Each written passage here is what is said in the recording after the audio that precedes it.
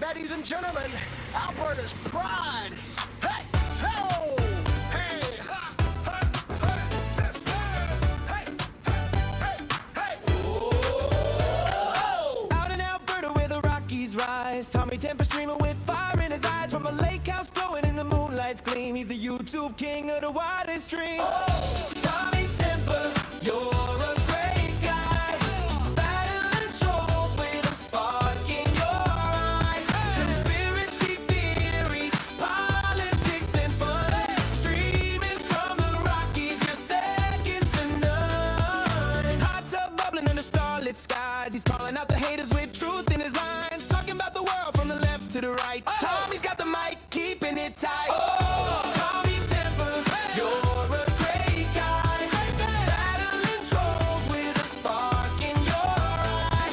Conspiracy theories, politics and fun, streaming from the Rockies, you're second to none. Lake house vibes where the mountains meet the stream. He's dodging all the trolls like a champion dream. From Alberta's heart, he's lighting up the night. Tommy Temper's truth is his guiding light. With a wink and a grin, he's taking on the fight, spilling all the tea in the YouTube life. From the hot tub to the Rockies, he's living it free. Tommy Temper's the streamer we all wanna see. Oh, Tommy Temper, you're a great guy, battling trolls with a spark in your eye.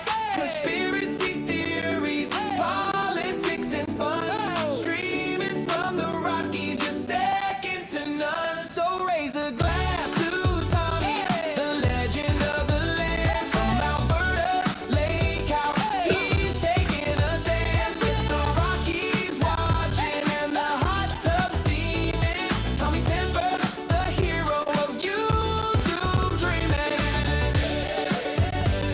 She's streaming Tommy Temper, Alberta's pride. Oh yeah, we're back. Tommy Temper here, coming to you live from Edmonton, Alberta, Canada. And yeah, right behind me is right in my backyard. Like, I actually shot this video that you're looking at here behind me, and it's kind of my background for my set here, so I think it's kind of cool.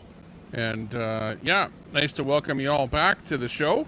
I was down in Slave Lake. I'm back in Edmonton again here now, and yeah, we're doing pretty good here, having fun, lots of fun.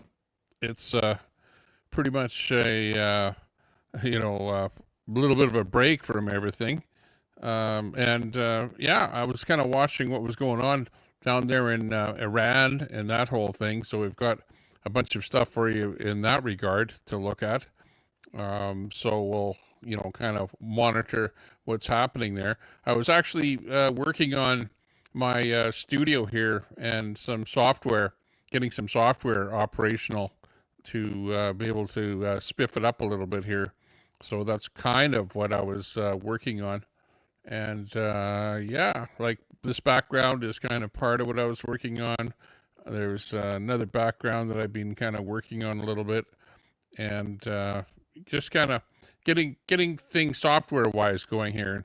Software takes, being a one-man show here, it's pretty much everything I do is stuff that I, do myself. Nobody really helps me with anything here, other than once in a while I see something that somebody's doing out on the internet, and I kind of like what I see. So then I copy what somebody else is doing or whatever, or try and emulate what somebody else is doing. And yeah, it's kind of fun working on this stuff. In fact, I have more fun tweaking the software in the background than doing the shows here. I was actually going to go live this afternoon, but I was fooling around tweaking the software and stuff like that all this afternoon, up until the evening, up until now. But anyways, yeah, I've got some different things going on here. I was been watching what's been happening. I've got a kind of alert system set up here, so that if anything happens down in the Middle East there, especially down in Israel, I've got some alerts set up here so that we can hear those alerts happening as they happen in real time. We've got some audio coming in from the Middle East there. So if there's any explosions or bombs or stuff like that going on, we'll be able to hear it.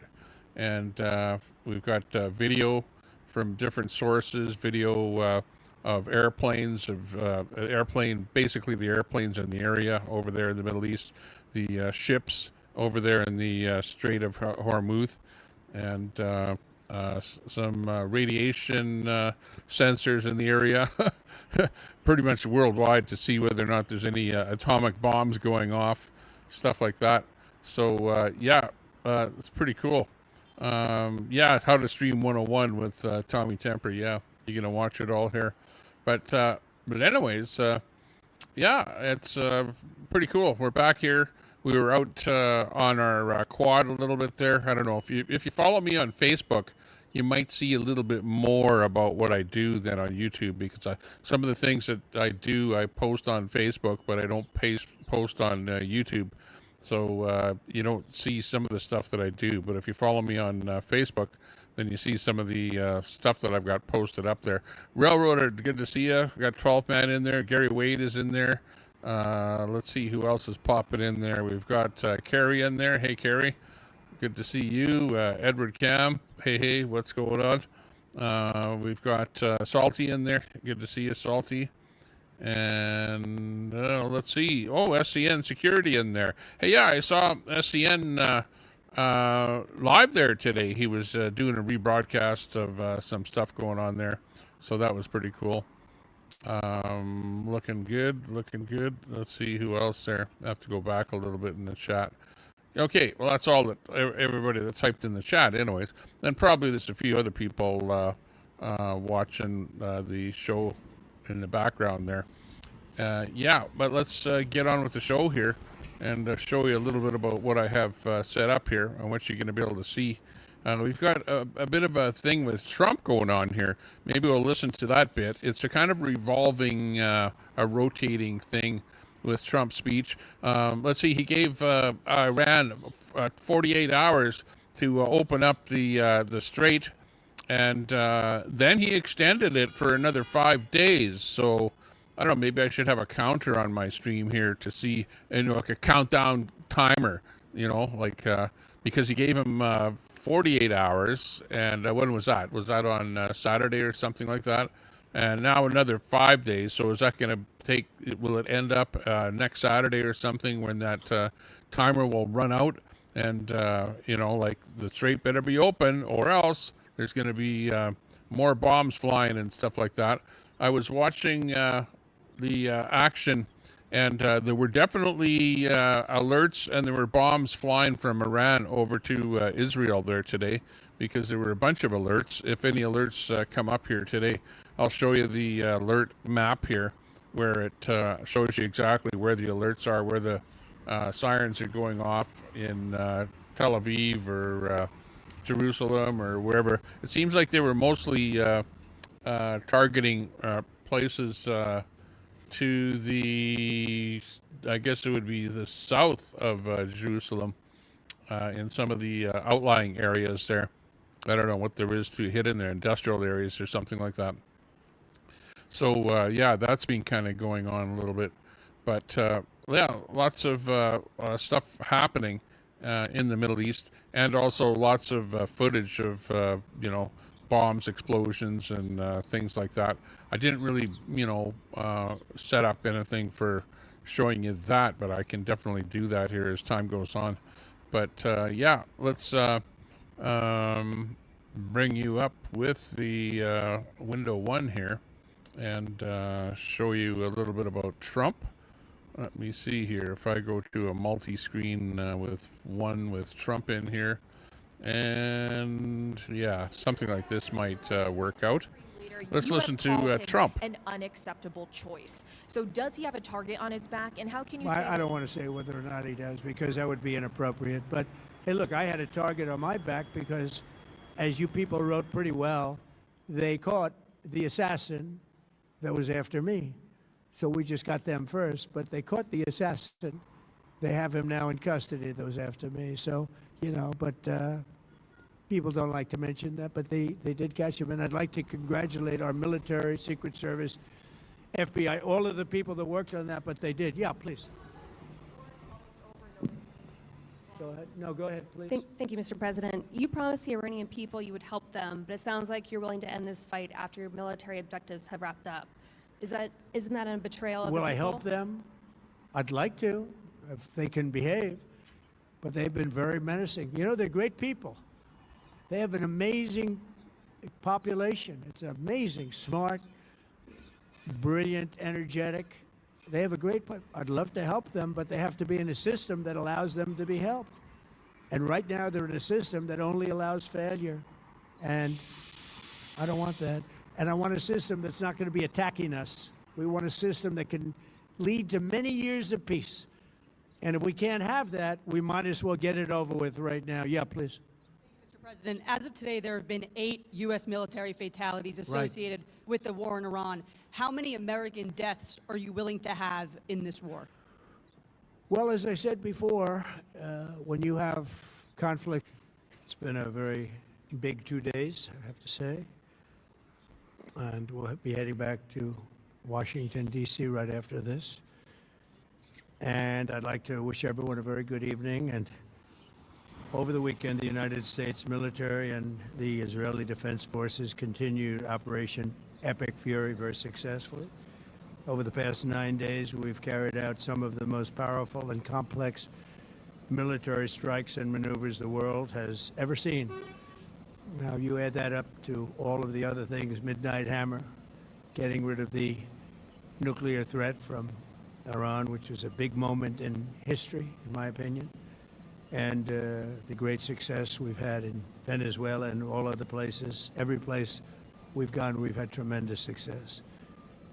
But while we're doing all of these things, we're achieving major strides toward completing our military objective.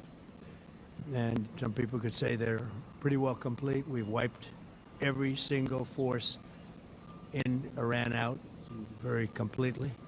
Most of Iran's naval power has been sunk. It's on the bottom of the sea. It's almost 50 ships. I was just notified it's 51 ships. I didn't know they had that many. Didn't last very long. And these are fighting vessels. They're meant to fight, but they're not meant to fight against us. We continue to target Iran's drone and missile capabilities. Their drones are way down. Their drone manufacturing's been hit starting today. We know all of the places they manufacture the drones, and they're being hit one after another. Their missile capability is down to about 10%, maybe less. We're also hitting where they make missiles and where they deliver missiles. We've struck over 5,000 targets to date, some of them very major targets, and we've left some of the most important targets for later in case we need to do it. If we hit them, it's going to take years for them to be rebuilt, having to do with electricity production and many other things. So we're not looking to do that if we don't have to. But they're the kind of things that are very easy to hit, but very devastating if they are hit. We are waiting to see what happens before we hit them. We could take them all out in one day, but it's all resulting in a 90% decline in various things, but in particular, Iranian missile launches. Hit that thumbs up. And 83% drop in drone launches, as you know. The drone launches are pretty well shot, but we're at over 90% decline in the Iranian missile launchers, which is very hard to reproduce and very hard to get. And usually what we were able to do through great equipment, a lot of smart people, as soon as they sent a missile up from a launcher, we were able to knock out that launcher within a period of 5 minutes or less, accurately right on the noggin. So now we have low-cost interceptors effectively combating Iranian drones, and our B-2 bombers recently dropped dozens of 2,000-pound bombs to destroy missile launchers all over Iran and very deep under Iranian soil in many cases. The soil was no match. And we're also annihilating the manufacturing base that I think the regime what uses Trump wants to build do is he drones wants to pull and out of missiles at Iran, a or rate pull that out of the nobody thought war, was possible. We're knocking and them out. let everyone We know else where they take all over are. We're the knocking them out supervision very of quickly. the strait, We're ahead of our initial timeline considering by a most lot. everybody else gets I their would oil say that from we there. probably would Not not so have much thought the after US. a month we'd be here. Johnny in there, Sandy in addition Foster. to the fact that we've taken out the leadership twice and maybe 3 times. And we, as you know, we want to be involved. We don't want another president that maybe wouldn't be willing to do what I'm willing to do for the good of the world, for the good of our nation, to be stuck with this situation in 5 years or 10 years from now. So we think they should put a president in, or the head of the country in, that's going to be able to do something peacefully for a change. They've been doing this for 47 years, killing people for 47 years, whether it's the barracks or even the Yeah, you SS can Cole. use they were all involved caps. I don't mind, very Gary. strongly. They always denied it. Remember, Ron But they Volz were always very did, too. strongly involved in all of the people that died through the roadside bombs, died and are right now walking around with no legs, no arms, a face that's been so badly damaged. The Iranian Salty. regime has been attacking Americans and spreading terror for 47 Yeah, years. And despite communism these is countless terrible. opportunities to renounce their nuclear Marxism. ambitions, which they had That's what just killed a short Cuba. while ago, they told Mr. Witkoff, who is standing right over here, they said, they actually said, we want to Jenga. keep building. Essentially, in a real nutshell, we want to continue to build nuclear weapons. If we didn't knock out Midnight Hammer, if we didn't knock out their Iranian potential, if we didn't do that with Midnight Hammer, they would have had a nuclear weapon. They would have used it long Yeah, before you got now. it, Gary. Yeah. And at a Caps- minimum, all Israel caps is would have okay. been annihilated. I know some people have I was trouble very lucky that we seeing had the what they're courage typing. to do that we had the talented pilots and the great equipment. The B-2 bombers are unbelievable. We ordered 25 more, by the way. The newer. This channel's small enough that better it doesn't version. matter who comes in It's, here, who types what. We have the greatest military in the world. We have the greatest equipment Oh, in yeah, the world walking by around with far. no legs, You yeah. see that no matter where we go. You still need the people, though, to operate it and to use it. And those are the people that we cherish. Even after we obliterated their key nuclear sites in Operation Midnight Hammer, they never negotiated in good faith. They still continued to say, we want to build nuclear. We want enrichment at levels that were unacceptable. And they even turned down an offer for unlimited free nuclear fuel forever for civilian purposes. We had people offering them Really? free nuclear fuel. They weren't interested They in that turned because it they down wanted to because build they a want to nuclear enrich weapon. that fuel to make a bomb, So instead, obviously. the regime was trying to reconstitute its weapons program at a different site. They couldn't go back to where they were, the 3 sites that we obliterated, but they were starting work at another site, a different site, different kind of a site, and that was protected by granite. They wanted it protected. Granite's pretty good, but they wanted it protected by a lot deeper.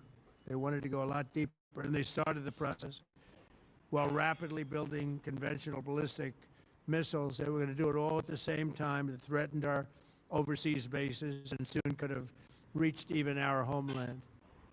The regime's intention was to use this exponentially growing ballistic missile threat to make it virtually impossible to prevent them from Terrible, obtaining a the, nuclear weapon. Air So Canada as you plane that probably hit that saw, fire they truck. had a tremendous number It was of terrible. missiles, Pilot and co-pilot most of which died. are now being used or destroyed, And the and very unsuccessfully. used air because we controller have been able, kind of for the admitted most it part, was to his shoot 'em all mistake there, down. too. What incredible technology! The Patriots have been unbelievable, and other things. And the laser technology that we have now is incredible. It's coming out pretty soon. Where literally lasers will do the work of what the Patriots are doing or what other things are doing. The situation was very quickly approaching the point of no return, and the United States found it intolerable, in my opinion, based on what Steve and Jared and Pete and others were telling me. Marco was so involved, that I thought that they were going to attack us. I thought they would, if we didn't do this at the time we did it, I think they had in mind to attack us. And if you notice, they did something which was very foolish, very stupid, I would say. They attacked their neighbors. And their neighbors were largely neutral, police weren't going to be involved, and they got attacked. And it had the reverse effect. The neighbors came onto our side and started attacking them, and actually quite successfully. If you look at Saudi Arabia, you look at UAE, Qatar, and others. But they were strong and they were smart, but they got attacked. Nobody, when I first heard it, I said, no, somebody made a mistake. There was no mistake. UAE had over 1,000 missiles shot at it, knocked them almost all down. On the very first day I came down the escalator in 2015, I said, quote, I will stop Iran from getting nuclear weapons. And all I'm doing is keeping my promise. Think of that. That was in 2015. I said it. It was a threat then and a much bigger threat now, but no longer a threat, not for a long time anyway. We want to keep it that way. As we continue Operation Epic Fury, we're also focused on keeping energy and oil flowing to the world. And I will not allow a terrorist regime to hold the world hostage and attempt to stop the globe's oil supply. And if Iran does anything to do that, they'll get hit at a much, much harder level. This is the one right here where Miracle flight attendant ejected 100 meters strapped in, survives a deadly LaGuardia crash in a dropping miracle amid tragedy. Veteran Air Canada Express flight attendant Solange Tremblay was hurled over 100 meters, that's more than 320 feet, from her airplane while she was sitting in that seat. It was unbelievable on Saturday night. Tremblay, 26-year-old Jazz Aviation veteran, suffered multiple fractures, including severely broken leg requiring surgery, but she's alive and recovering. Her daughter, Sarah Lapine, told TVA Nouvelles, it's a complete miracle. She had a guardian angel watching over her. They found her still strapped in her seat. The Jazz-operated CRJ 900 from Montreal, flight 8646, 72 passengers and crew struck the truck during landing, killing both pilots instantly and mangling the nose. Dozens were injured. The reports range from 9 to over 40 hospitalized, including passengers, 2 firefighters, Tremblay. Many have been released. ATC audio reveals chaos. The truck was cleared to cross amid a separate emergency, and then frantic stop calls came too late. LaGuardia responded Monday after hours-long closure. Experts call Treblay's astonishing given the cockpit destruction. Investigation by NTSB and Canadian authorities continue. A heartbreaking loss for the pilots' families, but one incredible story of survival shines through the horror. So she was the one in that seat, and she was hurled 100 meters away from the airplane in her seat, and she survived. Unbelievable. Great partner. It worked out so wonderful. We're working with the administration, the president, and it's a massive how did the guys source in the fire truck survive? oil, I don't know. gas, everything. But we're in a very good position, but very unfair to other parts of the world, like China as an example. I mean, we're doing this for the other parts of the world, including countries like China. They get a lot of their oil through the straits. So we're doing this. We have a very good relationship with President Xi in China. I'm going there in a short period of time, and we're protecting the world from what these lunatics are trying to do, and very successfully, I might add. We're also waiving certain oil-related sanctions to reduce prices. So we have sanctions on some countries. We're going to take those sanctions off till this straightens out. Then who knows, maybe we won't have to put them on. There'll be so much peace. But when the time comes, the U.S. Navy and its partners will escort tankers through the strait if needed. I hope it's not going to be needed, but if it's needed, we'll escort them right through. And we have the greatest mine-sweeping ability. We have the greatest ships, and all of we know exactly where they're placed. We'll get them out of there very fast, but we hope we don't have Here's a video of the actual accident happening. Watch this. Watch this carefully again. See the fire truck? Right there. Plane hits the fire truck.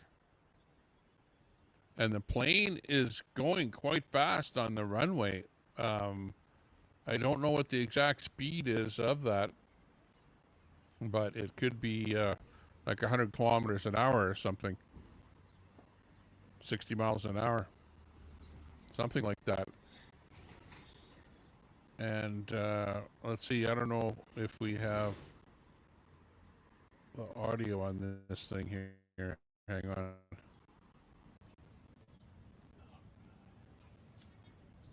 No, this one doesn't have the audio. But the audio, 40 passengers and crew members were taken to hospital. Audio from the air traffic tower suggests the controllers may have been distracted by an earlier incident at the airport, according to the New York Times. 2 officers in the fire truck were injured. This is the first fatal accident at LaGuardia Airport since 1992.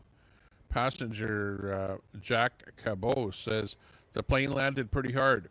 You heard a loud bang, and then suddenly everything was out of control. The plane was veering back and forth. No one was driving at that point. Yeah, piloting. But yeah, actually, that's the first time I've seen that video footage of the plane actually hitting the fight. And look, there's tremendous hatred between President Putin and President Zelensky. They can't seem to get it together. But I think it was a positive call on that subject. And we obviously talked then about the Middle East. And he wants to be helpful. I said, you could be more helpful by getting the Ukraine-Russia war over with. That would be more helpful. But we had a very good talk, and he wants to be very constructive. Yeah, please. Yeah, please. Thank you, Mr. President. On Iran, you called it an excursion. You said it would be over soon. Are you thinking this week it will be over? No, Are you talking but soon. about days? I think so. Okay, and with respect Very soon. Look, everything they have is gone, including their leadership. In fact, there are 2 levels of leadership, Yeah, and went, even actually, as it turns out, definitely more a than little bit that. further. The 2 levels of leadership. boss are money in there. Hey. Most people have never even heard about the leaders that they're talking about. So it's obviously been very, very powerful, very effective. to Cuba, you said that Cuba wants to make a deal. Yes. What would the United States get in return for that, and why should Americans trust Marco Rubio to negotiate it? Well, Marco Rubio is doing a great job. I think he's going to go down as the greatest Secretary of State in history. Look at what we've done as a presidency. Look at what we've done as an administration. They trust Marco. Yeah. And so the American people after trust. it He's been lands, successful no matter where then he's the been. plane puts He on also the speaks the reverse language, thrusters. which is always nice and always helpful. But he's So dealing, I don't and know it at may what point be that happened. a friendly takeover. It may not be a friendly takeover. It wouldn't matter because they're really they're down to. Here's more on that on that crash. Hate to keep interrupting Trump there. Sorry, truck 1. Stop, truck 1. Stop. Stop, truck 1. Stop. 4195, we're sitting here.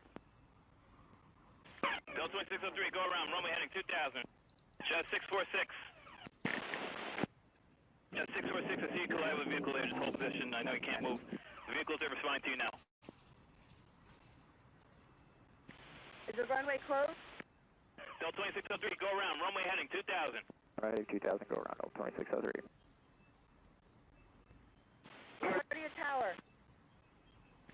Truck 2, runway 4 is closed, correct? Yes, go on to runway 4 now. Proceed on runway 4, you have access. Tower, car 0, runway 422 is closed at this time. 90, roger. Sorry, truck 1. Let's watch that one more time here.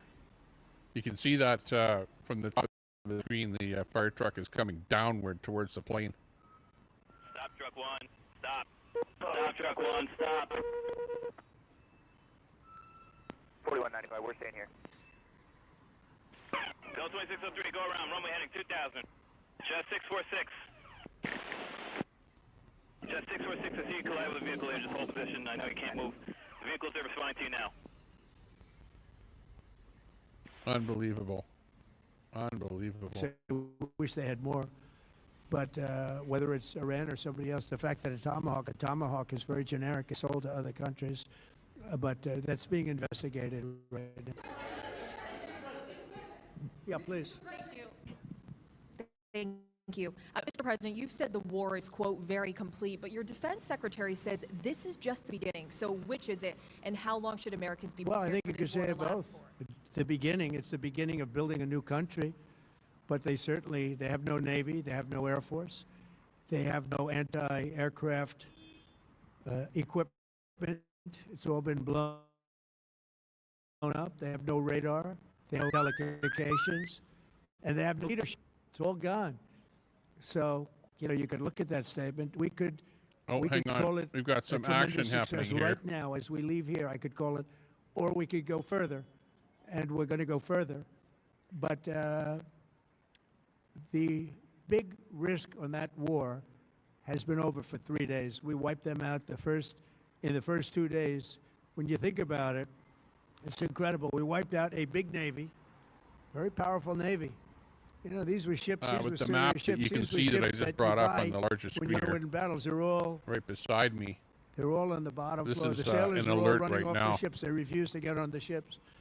The Air Force is gone. It's an alert that we have coming in right now for Israel.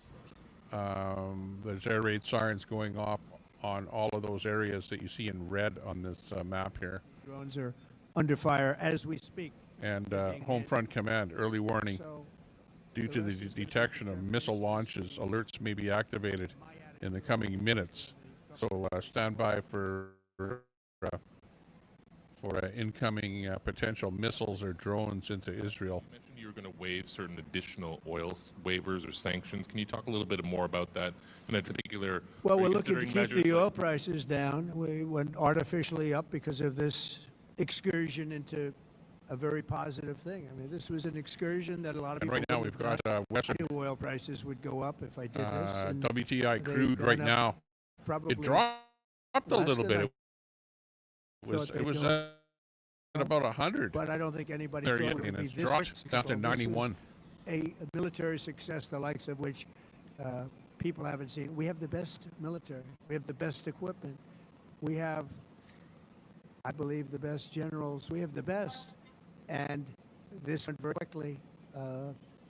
We talked about that with President Putin. He was very impressed with what he saw because nobody's ever seen it like it. Iran was a very powerful military country with all of the missiles. Now, Yeah, you had the double truck attack. should The never have been original cleared to attack with us cross. in Israel, And that they were knocked them talking for a to the loop. Then truck you on a had the different B-2 bombers, frequency which than the took out their airplane. nuclear ground capability, and frequency. they would have had a nuclear weapon within 2 weeks to 4 weeks, and they would have used it long before this press conference, and we might have had a much different press conference if we had a press conference at all. But it's been amazing. The military success that we've had is truly unprecedented. Truck didn't stop. Well, I don't know what frequency that they were talking on. Congressional colleagues that you will You know, not where sign we were any monitoring piece of the audio, legislation whether it until was the Save ground America Act frequency, is passed. where he was Does saying that stop, include stop, stop, confirmation or was he of on the Senator Mullen as your next DHS airplane secretary? Does that frequency? mean a DHS funding bill? You know, like the And air Senator Thune frequency. said today it's not a matter of whether or not But you the can hear him Republican tell colleagues the agree with truck the to stop, policy but about not enough changing time. the process. In other words, getting rid of the filibuster to As get you it. can So in see order on to that, get it, you're going to need Democrat votes. little And what we're graphic saying there. is the Save America, not the Save Act, which Terrible nobody knew what it accident. was, the Save America Act. The Save America Act. And that's voter ID. We want voter ID. When a voter, we want to be able to see a picture of the voter. We want to be able to see that the voter is legitimate. We want, very importantly, confirmation that this voter is a citizen of the United States of America, and we want no mail-in ballot scams. So we have exceptions for the military, for sick, for disabled, and for people that are away, business trips or whatever. Even vacations will be very. We've added two things to it: no men and Mikveh women's sports, Yisrael, and no or Yehuda. transgender. Yehud Monoson, Tel Aviv, Southern City and Jaffa. Tel Aviv East, Savion, Ramat Gan East, Elad, Kiryat Ono, Tel Aviv Center, Givatayim, Ramat Gan West, Bnei Brak, Givat Shmuel. These are all the areas Rosh that are Hashanah, being affected Tel by Aviv, this Yarkon Banks, Petach Tikva, missile Kfar alert Kasem, Ariel, Ramat or HaSharon, drone alert Hod for HaSharon, Israel right now. Herzliya Center and Galil Yam, Herzliya West, Kfar Sava, Karnei Shomron, They want Kfar to see. Shemaryahu, So we added those Ra'anana, 2 points. We're going for the Azor, goal, Tufim, and we're Har going to have to Bracha, fight like hell. Chavat Gil'ad, Now, certain Holon, things will happen, Ganot, certain things will Chemed, take place. I'm here to do a Zot, great job for the Gan country. Chaim, Beit But we Beryl, don't have a Nir country if Eliyahu, we're going to have elections Eyal, that are so corrupt and Mishmar so Hashiv'ah, Bat Yam, dishonest like Bet we've Dagan, witnessed Bet over the Arif, last Shoham, period of time. Zachariah, You know, Halamish, as an Rishon LeZion example, East, Rishon LeZion few, West, I mean, virtually, nobody Zitan, has, like we, Yagel, nobody has a Krumen, system Kfar of Chabad, mail-in Airport ballots City, like we have. No other country in the world. France Mishpach, went away from it. Sedeh, They Warren, owe it. You know why? Arsuf, Because it's corrupt. Natzrak, And Jimmy Fahim, Carter, when he had a Bnei commission, Tzion, frankly, I think it's Ramat probably the HaKover, best thing Jimmy Tira, Carter did. Kochav Yair, He said, you Tzur can't Ya'al, have Kiddurim, mail-in voting Mishmeret. because it's inherently dishonest. And it's turned out to be totally dishonest, so we're going to fight for it. So what was happening there is he was listing off all of the areas. Activated any sleeper cells that, inside the U.S. There's reports that they have pressed that trigger button to activate those cells, at least abroad. Well, they've been trying for a long time. in We've real been time much right on top now, of it. you're hearing One of the things we have air to raid do is get sirens the are going Democrats off to stop the in Israel Democrat right shutdown. now. And Because, those as are you all know, the affected areas apparatus on the that map up looks there into that, where potential Schumer and the Democrats have shut drones it or down, bombs might be going which off. tells you they probably hate our They're country being a lot. alerted But the in those Democrats areas. have to open that up. But we've got very, very good intelligence into that. We know a lot of different things that have happened that have been very bad. A lot of them came in during the Biden open border period, but we have them under. We've got them. We're watching every single one of them. Yeah, we know a lot about them. The biggest problem we have is the Democrat shutdown. We know a lot about them, but the shutdown doesn't allow us to do what we have to do. Do you have to take him out? Does he have a target on his back? You mean the new supreme leader? You mean the son? How can there be an Iran? with Well, another I don't want to. Ayatollah? I don't want to say that, but you know, I was disappointed because we think it's going to lead to just more of the same problem for the country. So I was disappointed to see their choice. Daisy in the house. Hey, You Daisy. said you have someone in mind to be the new Iranian leadership, if not the Ayatollah's son. What are you looking for in that person? Are you looking at someone internal, given that you just said that their leadership has been I like the decimated and idea wiped of, out? you know, eternal, come to think of it. But I like the idea of internal because it works well. I mean, I think we've proven that so far in Venezuela. We have a woman, Delcy, who has been, you know, president of the country, very respected, she's doing a great job. And it's, you know, no disruption. We had, as you remember, Iraq, where everybody got fired.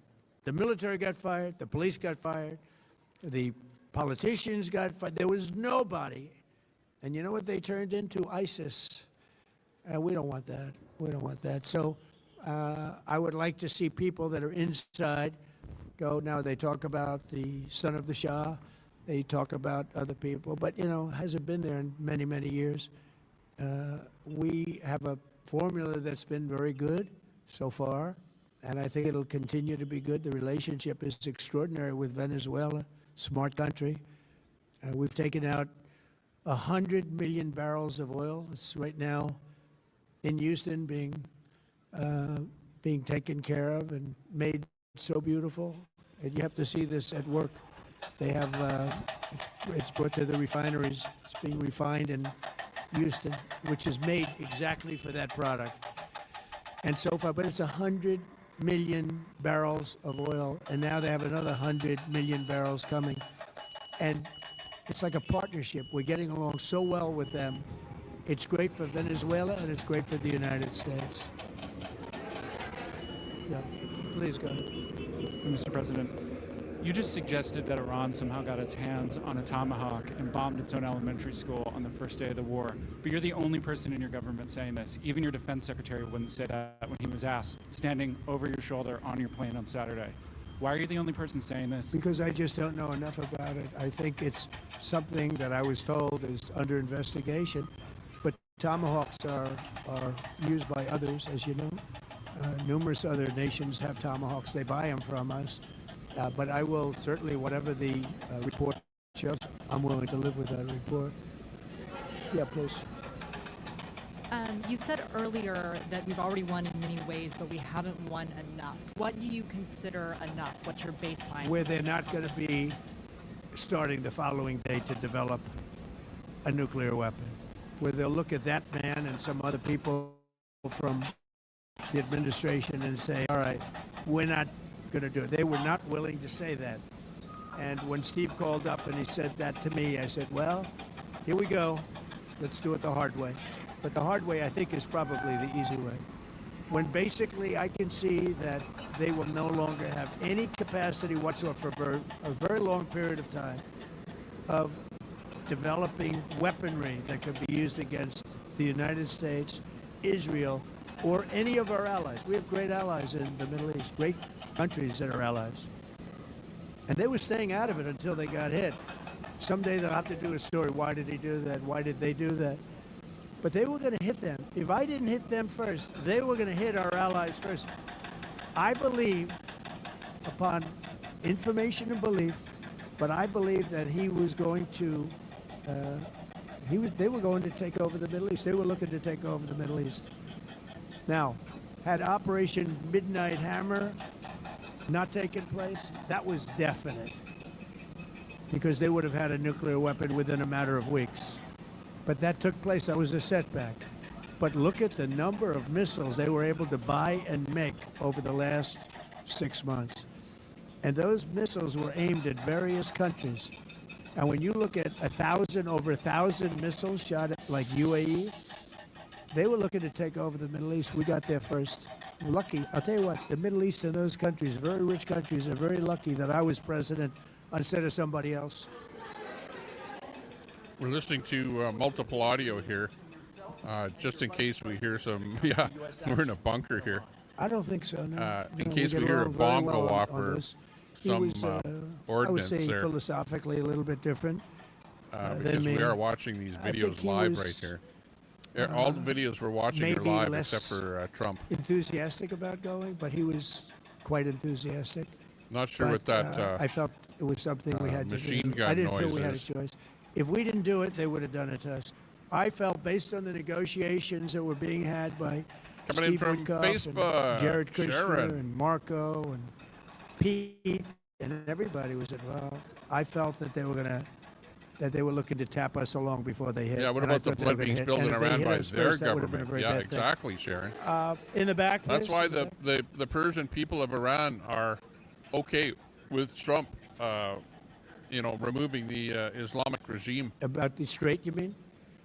Yeah, well, I want to keep it open. I want to keep it good. You know, Give it us a doesn't thumbs pertain up. to us Hit that so much thumbs as up it does and, to China. We're subscribe to the really stream helping if you're China just here watching. and other countries. And you aren't Because they subscribed get to a the lot channel. of their Appreciate that. energy from the Straits. But, hey, look, we have a good relationship with China. It's my honor to do it. Yeah. Leader, you have called him an unacceptable choice. So does he have a target on his back, and how can you say I don't want to say whether or not he does, because that would be inappropriate.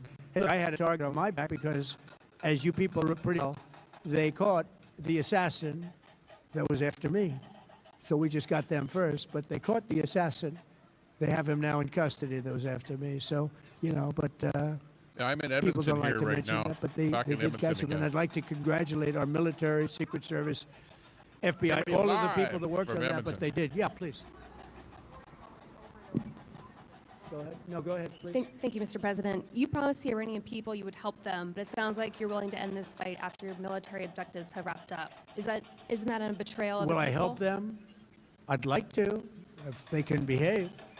But they've been very menacing. You know, they're great people. They have an amazing population. It's amazing, smart, brilliant, energetic. They have a great, I'd love to help them, but they have to be in a system that allows them to be helped. And right now they're in a system that only allows failure. And I don't want that. And I want a system that's not going to be attacking us. We want a system that can lead to many years of peace. And if we can't have that, we might as well get it over with right now. Yeah, please. Mr. President, as of today, there have been 8 U.S. military fatalities associated with the war in Iran. How many American deaths are you willing to have in this war? Well, as I said before, when you have conflict, it's been a very big 2 days, I have to say. And we'll be heading back to in Russia, Washington, you've had D.C. right 1.2 after this. million people die so far. And I'd like to wish everyone a very good evening. We're And hearing over the weekend, the United States military and the Israeli Defense Forces continued Operation Epic Fury very successfully. Over the past 9 days, we've carried out some of the most powerful and complex military strikes and maneuvers the world has ever seen. Now, you add that up to all of the other things, Midnight Hammer, getting rid of the nuclear threat from Iran, which was a big moment in history, in my opinion, and the great success we've had in Venezuela and all other places. Every place we've gone, we've had tremendous success. But while we're doing all of these things, we're achieving green light in Israel major again. strides toward completing our Apparently that, military objective. Incident And has some ended. people could say they're pretty well complete. We wiped every single force in Iran out very completely. Most of Iran's naval power has been sunk. It's on the bottom of the sea. It's almost 50 ships. I was just notified it's 51 ships. I didn't know they had that many. Didn't last very long. And these are fighting vessels. They're meant to fight, but they're not meant to fight against us. We continue to target Iran's drone and missile capabilities. Their drones are way down. Their drone manufacturing's been hit starting today. We know all of the places they manufacture the drones, and they're being after another. Their missile capability is down to about 10%, maybe less. We're also hitting where they make missiles and where they deliver missiles.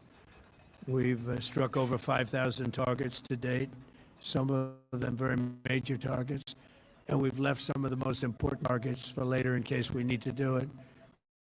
If we hit them, it's going to take many years for them to be rebuilt, having to do with electricity production and many other things. So we're not looking to do that if we don't have to.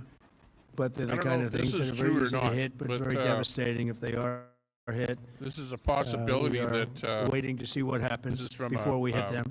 We could take them all out in one day. U.S. Homeland Security But News. it's all resulting in Remember, a this might be fake 90% news. I'm not sure decline if it's in fake news, but I'll bring it up here. various things, but in particular, Iranian missile launchers and 83% drop in drone launchers. As you know, the drone launchers are pretty well shot, but we're at over 90% decline in the Iranian missile launchers, which is very hard to reproduce and very hard to get.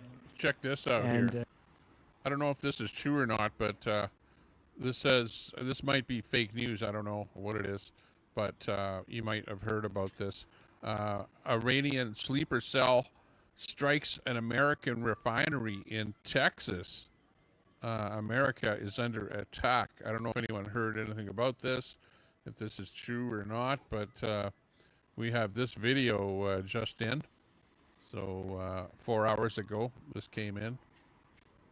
This is a oil refinery in Texas, apparently hit by Iranian sleeper cells. I don't know if this is fake news or not, but we're bringing this little bit view to you. Is that what's happening? Are Iranian sleeper cells activated, and are they hitting at oil refineries and things like that in the United States? We're ahead of our initial timeline by a lot. I would say that we probably would not have thought after a month we'd be here. In addition to the fact that we've taken out the leadership twice and maybe 3 times. And we, as you know, we want to be involved. We don't want another president that maybe wouldn't be willing to do what I'm willing to do for the good of the world, for the good of our nation, to be stuck with this situation in 5 years or 10 years from now.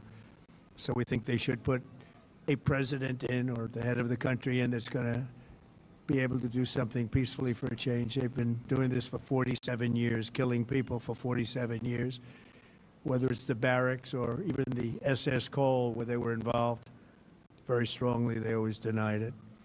But where they were very strongly involved, and all of the people that died through the roadside bombs, died and are right now walking around with no legs, no arms, a face that's been so badly damaged. The Iranian regime has been attacking Americans and spreading terror for 47 years, and despite these countless opportunities to renounce their nuclear ambitions, which they had just a short while ago, they told Mr. Witkoff, who is standing right over here, they said, they actually said, we want to keep building. Essentially, in a real nutshell, we want to continue to build nuclear weapons. If we didn't knock out Midnight Hammer, if we didn't knock out their Iranian potential, if we didn't do that with Midnight Hammer, they would have had a nuclear weapon. They would have used it long before now. And at a minimum, Israel would have been annihilated. Here's Trump 15 hours ago. Let's see what he had to say 15 hours ago. Thank you.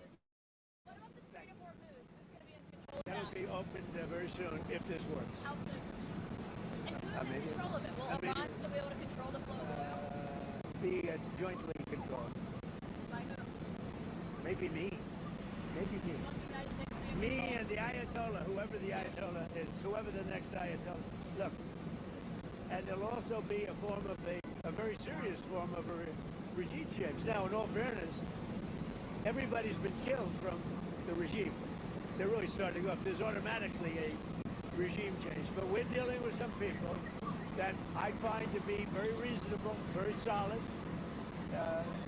The people, we know who they are, they're very respected, and maybe one of them will be exactly what we're looking for. Look at Venezuela, how well that's working out.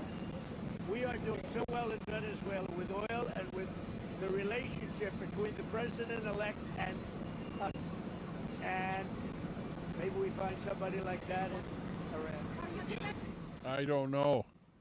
Do you think that somebody with the Islamic regime would be a good takeover for what's happening over in Iran? Or would it be a complete abolishment of the Islamic regime and to be bringing in the Shah and the family of the Shah and that whole group back in there again? I don't think anybody that is part of the Islamic regime, as long as that stays in power, I don't think the people, the prison people in Iran are going to be happy. Prevent them from obtaining a nuclear weapon. So as you probably saw, they had a tremendous number of missiles, most of which are now being used or destroyed, and very unsuccessfully used, because we have been able, for the most part, to shoot them all down. What incredible technology. The Patriots have been unbelievable, well, yeah, and but, other things. But Third and the Eye, laser technology it would that be we like have now saying, is what do you incredible. like It's coming better, out pretty soon. Christianity Where or literally lasers will do the work of, at a lot less cost, do the work of what the Patriots are doing or what other things are doing. Take The your pick. situation was very quickly approaching the point of no return, and the United States found it intolerable, in my opinion, based on You what know, or Islam Steve and Jared and and Sharia law. What do you Pete want? and others were Because telling the me, Persian Marco people are was so Christian. involved, that I thought that they were going to attack us. I thought they would, if we didn't do this at the time we did it, I think they had in mind to attack us. And if you notice, they did something which was very foolish, very stupid, I would say. They attacked their neighbors. And the neighbors were largely Everything neutral, was good under the Shah before or the at least weren't going to be Islamic involved. regime took over. And they got attacked. And it had the reverse effect. They're The really being neighbors taken advantage of, and they're came onto being our side and slaughtered. started The attacking Persian them, people. and actually it's going to be very quite difficult for them successfully. to If you look at Saudi to Arabia, take over the Islamic you regime. look at UAE, I don't think it can Qatar, happen unless there's and boots others. on the ground. But they were strong and they were smart, but they got attacked. Nobody, to when them, I first but- heard it, but I they said, don't no, have somebody guns. made a mistake. Islamic regime There was is, no is mistake. pretty much UAE all had of the police and over military. 1,000 missiles shot at it. All the knocked them weapons. I almost think all it's down. something like On the very first 100,000. day I came down the escalator in 2015, Big I said, numbers. quote, I will stop Iran from getting nuclear weapons. And all I'm doing is keeping my promise. Think of that. That was in 2015. Not easy. Yeah. I said it. It was a threat then and a much bigger threat now. But no longer a threat. Long time anyway. We want to keep it that way. As we continue Operation Epic Fury, we're also focused on keeping energy and oil flowing to the world.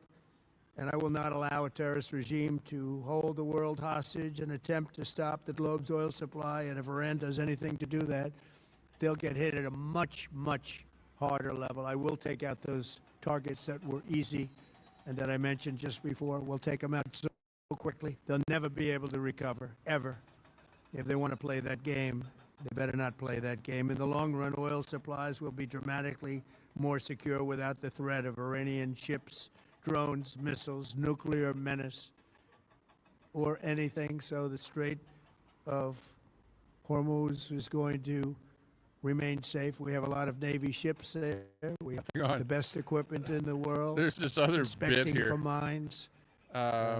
Apparently, the new Ayatollah leader is wondering how to reveal that he's gay without being thrown off of a watch list. We have breaking news for you this evening.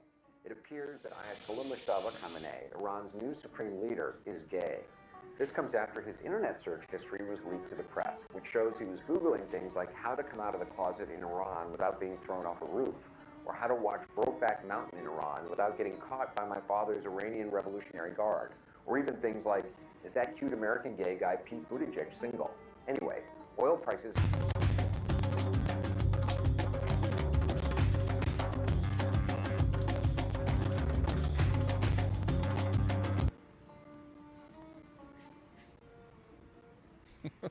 Jeez.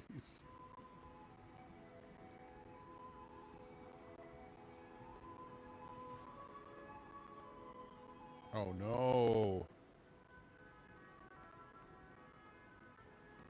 Ayatollah.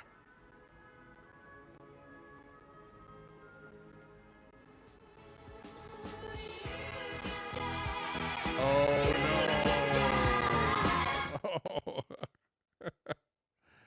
Oh, this gets bad. I didn't see this first time viewing it, so, you know. You and I both, but you heard it here first. Yeah, they're just rumors. I don't know if Oil, if it's true or not. gas, everything. But we're in a very good position, but very unfair to other parts of the world, like China as an example. I mean, we're doing this for the other parts of the world, including countries like China. They get a lot of their oil through the straits. So we're doing this. We have a very good relationship with President Xi in China. I'm going there in a short period of time, and we're protecting the world from what these lunatics are trying to do, and very successfully, I might add. We're also waiving certain oil-related sanctions to reduce prices. So we have sanctions on some countries. We're going to take those sanctions off till this straightens out. Then who knows, maybe we won't have to put them on. There'll be so much peace. But when the time comes, the U.S. Navy and its partners will escort tankers through the strait if needed. And this is I an hope it's not interesting gonna one be here. needed, but if it- Breaking news here. This is from March 22nd. Moshe Derabagi, who had threatened to assassinate Donald Trump and Benjamin Netanyahu, a brigadier general in the Iranian Air Force, has been killed. He was a relative of Stalin, Supreme Leader Ayatollah Ali Khamenei. There you go. So a relative of Stalin there, and he threatened to assassinate Donald Trump. If you can believe that. And it's a very powerful country. They were going to take over the Middle East. If we did not hit them, No they longer were going alive. to take over the Middle East. They had thousands and thousands since their last hit. They had thousands and thousands of missiles and everything else. Most are now destroyed. But they were going to take over the Middle East. Those weapons were aimed at Middle Eastern countries that had nothing to do with this. They were going to take over the Middle East, and they were going to try and destroy Israel. So we stopped it with good timing, and we're very proud to be involved in this, and it's going to be ended soon. And if it starts up again, they'll be hit even harder. Thank you very much for being here. Go ahead. Any questions? Thank you so much. Go ahead. Do you approve of Iran's new supreme leader? And secondly, can you tell us more about your call with Russian President Vladimir Putin today? Yes. What did you discuss? Yes, I had a very good call with President Putin. We had a lot of people on the line from our side, from his side. We were talking about Ukraine, which is just a never-ending fight. And look, there's tremendous hatred between President Putin and President Zelensky. They can't seem to get it together. But I think it was a positive call on that subject. And we obviously talked then about the Middle East. And he wants to propaganda, be helpful. I said, you could be more helpful by getting the Ukraine-Russia war over with. That would be more helpful. He's been feeding But we had a very good information talk, to Iran. And he wants to be very constructive. Yeah, please. About where they're located and stuff like that. Yeah, please. Thank you, Mr. President. On Iran, you called it an excursion. You said it would be over soon. Are you thinking this week it will be over? Are No, you talking but soon. about days? I think soon. Okay, and with respect Very soon. Look, everything they have is gone, including their leadership. In fact, there are 2 levels of leadership, and even actually, as it turns out, more than that. But 2 levels of leadership are gone. Most people have never even heard about the leaders that they're talking about. So, Curly make you it's obviously in been the house. very powerful, very effective. to Cuba, you said that Cuba wants to make a deal. Yes. What would the United States get in return for that, and why should Americans trust Marco Rubio to negotiate it? Well, Marco Rubio is Thanks doing a a lot, great job. Curly. I think he's going to go down as the greatest Secretary of State in history. Look at what we've done as a presidency. Look at what we've done as an administration. They trust Marco, and so do the American people trust. He's been successful no matter where he's been. He also speaks the language, 2 which is a.m. always hit nice midnight and here always helpful. in But he's Edmonton. dealing, and it may be a friendly takeover. It may not be a friendly takeover. It wouldn't matter because they're really they're down to, as they say, fumes.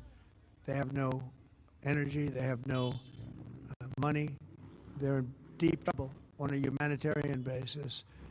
And we don't want to see that, but they were very, very bad to a lot of people, as you know, and a lot of people living the Cuban-American vote, which I got at record levels. Very important. Those people are very important to me. I know what they went through. They went through hell. Some of them have gone on to be some of the most successful people in the country. Cuban-American business people, some of them are like the most successful in the country. And a lot of them are friends of mine because I've been fighting this battle with them for a long time. Castro regime was brutal, but they lived off Venezuela, and now they don't live off Venezuela. Yeah, that's another one too. Cuba, the latest one where there was a rock band from Europe that was playing using electricity, and I believe they used electricity and it somehow tripped breakers or something and shut off electricity to a hospital, and all the people that were on ventilators in the hospital died. I don't know if you heard that story about Cuba because of a lack of electricity in Cuba. We'll see if we can bring up that story on that one. But here's the latest on what Trump had to say. This was from 17 hours ago. Trump tweeted this out.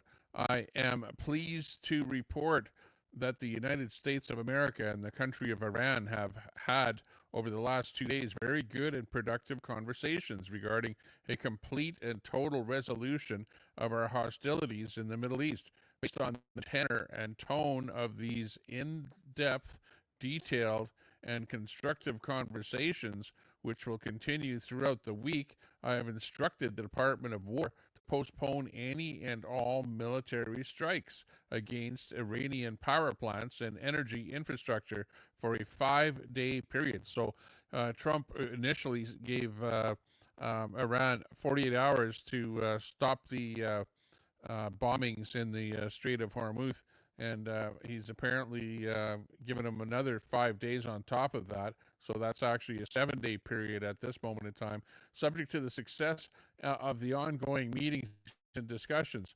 Thank you for your attention to this matter, President Trump. So yeah, that was the very latest from Donald Trump.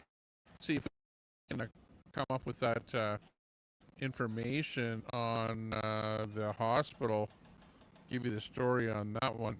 Let's see. I'll just look for it here. See if I can come up with it here at all. Should be in the news or should be trending or something. But I might have to do a bit of a search for it here. Air Canada is definitely in the news right now. The LaGuardia accident, getting lots of information on that. I might have to do just a quick bit of typing here to find out the Cuba situation. Now, when I initially saw this, I thought it was clickbait or something, but then I started seeing it from various sources all over the place. Yeah. Oh, breaking. Code Pink leftist activists are heading to Cuba to tell people living under communism how terrible Trump and America are. Yeah, people are saying they wish that Cuba would just keep them over there. This is the pink thing here. Let's see.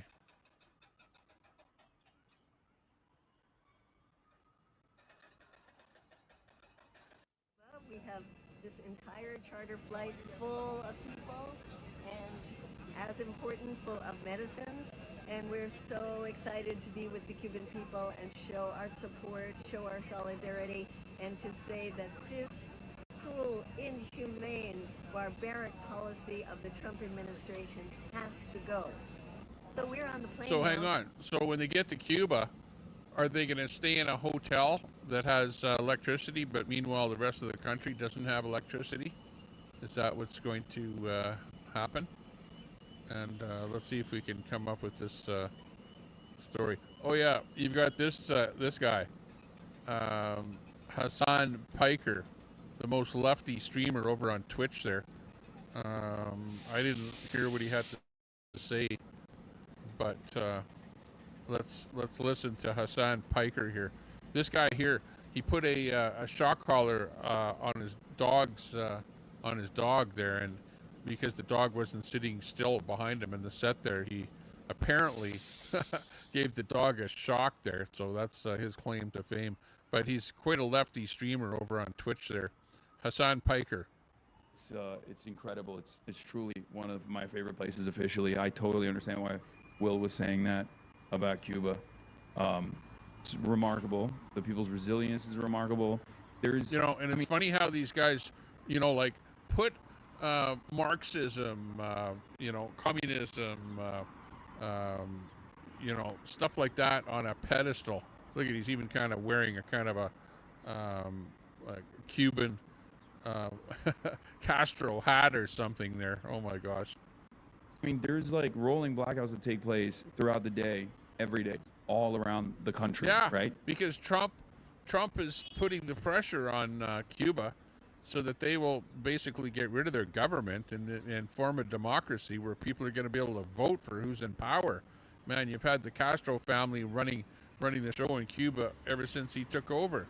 They haven't been able to vote at all. It's not a democratic country, that's for sure.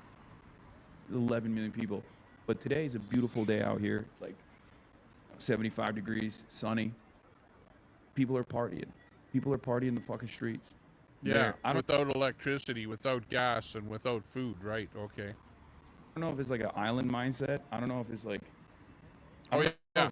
And by the way, he's staying in a luxury hotel with electricity. Meanwhile, the rest of the people in Cuba don't have any electricity. Has something to do with it. I'm sure that has something to do with it, but like, they're just chilling. Like, it's yeah, it's right. incredible. Okay, well, that's fine. Great. So just leave it the way it is then? Not that great.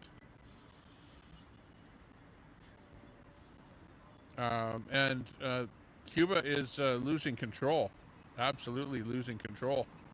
We've got scenes like this going on where you've got Cuba enters its 8th straight night without power as protests spread across the island. No fuel shipments for 3 months. Anti-communist protests erupt in Ciego de Avila Cuba may be next.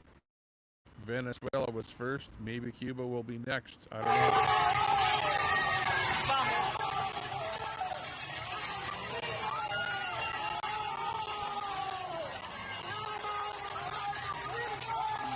Hang on. Didn't Hassan Piker say that everything was chill? Doesn't look very chill to me.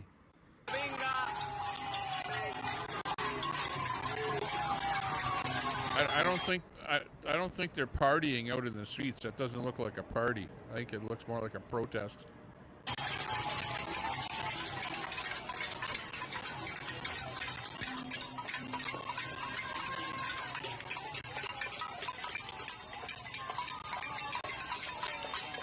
I think Hassan was partying in his hotel room all by himself.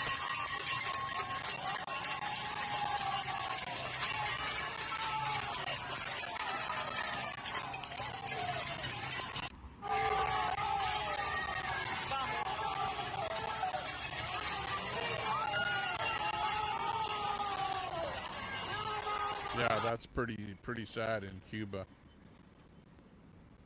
Not great, that's for sure. And yeah, Trump is not invading Cuba yet. Following reports of explosions and helicopters in the sky above its capital, Havana, many feared it was Venezuela 2.0. Locals are now reporting the sounds may be coming from military exercises in preparation for when Trump's attention when he does something. Is he going to do something? I don't know. People are hearing stuff in Cuba. Tension is high.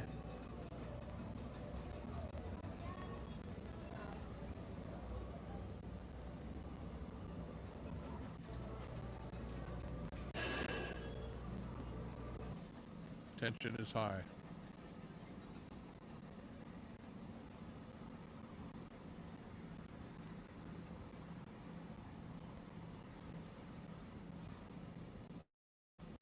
This is a little bit earlier, March 14th, after the U.S. captured Maduro in January. Trump ordered Venezuela to halt exports to Cuba. January 29th, Trump threatened tariffs on any other country sending to Cuba. So this March the 14th, this is action that happened in Cuba. Let's watch this little clip here. Rioting out in the streets.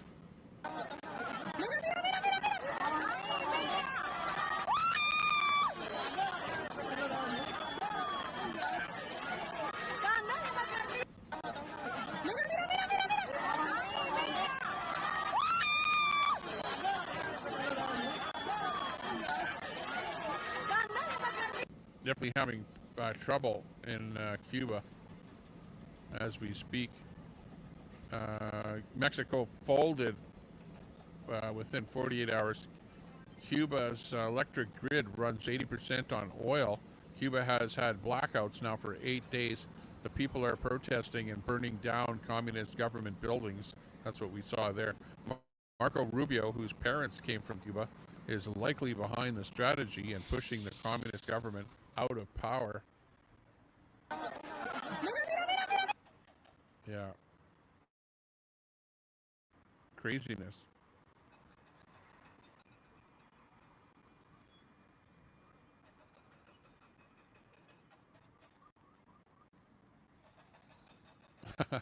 Oh, this is funny.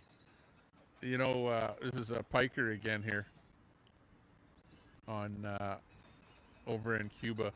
This is funny here. Well, no, it's not funny, but what this is all about is Hassan Piker says his goal, while wearing a $1,500 Cartier glasses, a $3,000 Cartier ring, and a $700 button-up shirt, he's in Cuba to educate the Cuban people on how positive communism is, and that all of their struggles are actually due to America. You know, well, head over there with your Cartier stuff, you know, and tell the people that are basically penniless how good communism is. Yeah, right. Go ahead. Unbelievable what these people are doing. You know, the whole communism. The guy is a frickin' lefty over there on Twitch, and this craziness. Oh yeah, I just followed this guy here, and he actually said hi to me. But let's see what he has about this whole thing. This is coming in from the United States of America.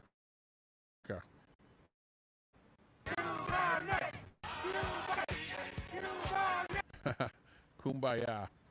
Okay. Looking good. Pro Cuba. I think he might be Cuban. Elm in the house. Mater in the house. Say hey, good to see you all.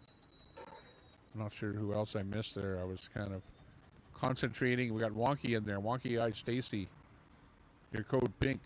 Yeah, right. You're back. your code pink. Yeah, right.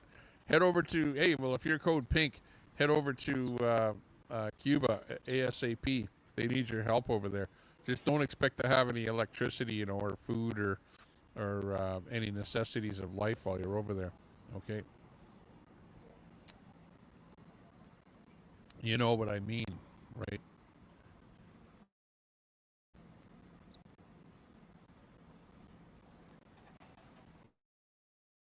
I don't know where that was probably fake, the business of the ventilator stuff I was talking about earlier. I think it was a fake story because I don't even see it on X here anymore. So if it was real, I'd still see it all over on X here. Let's go back to Iran and see what else we can dig up here on the Iranians.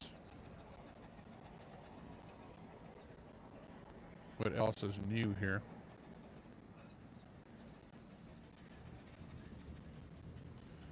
The regime has collapsed and its remnants are breathing their last breath of air.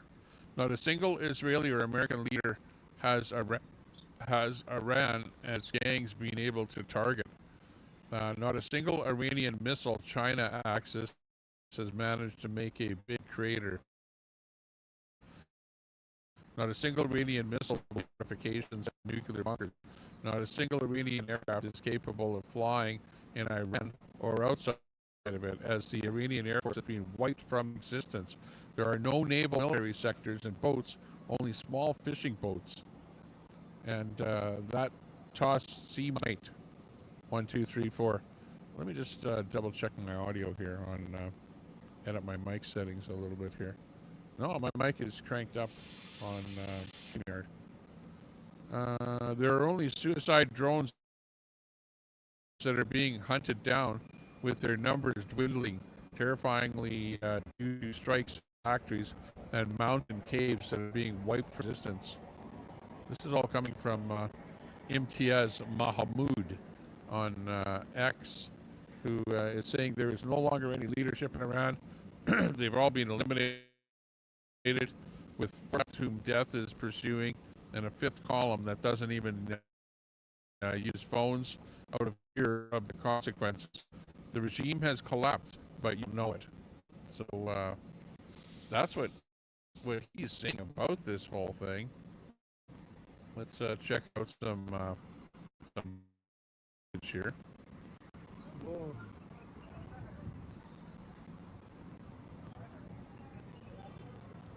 Some big blasts happening in Iran.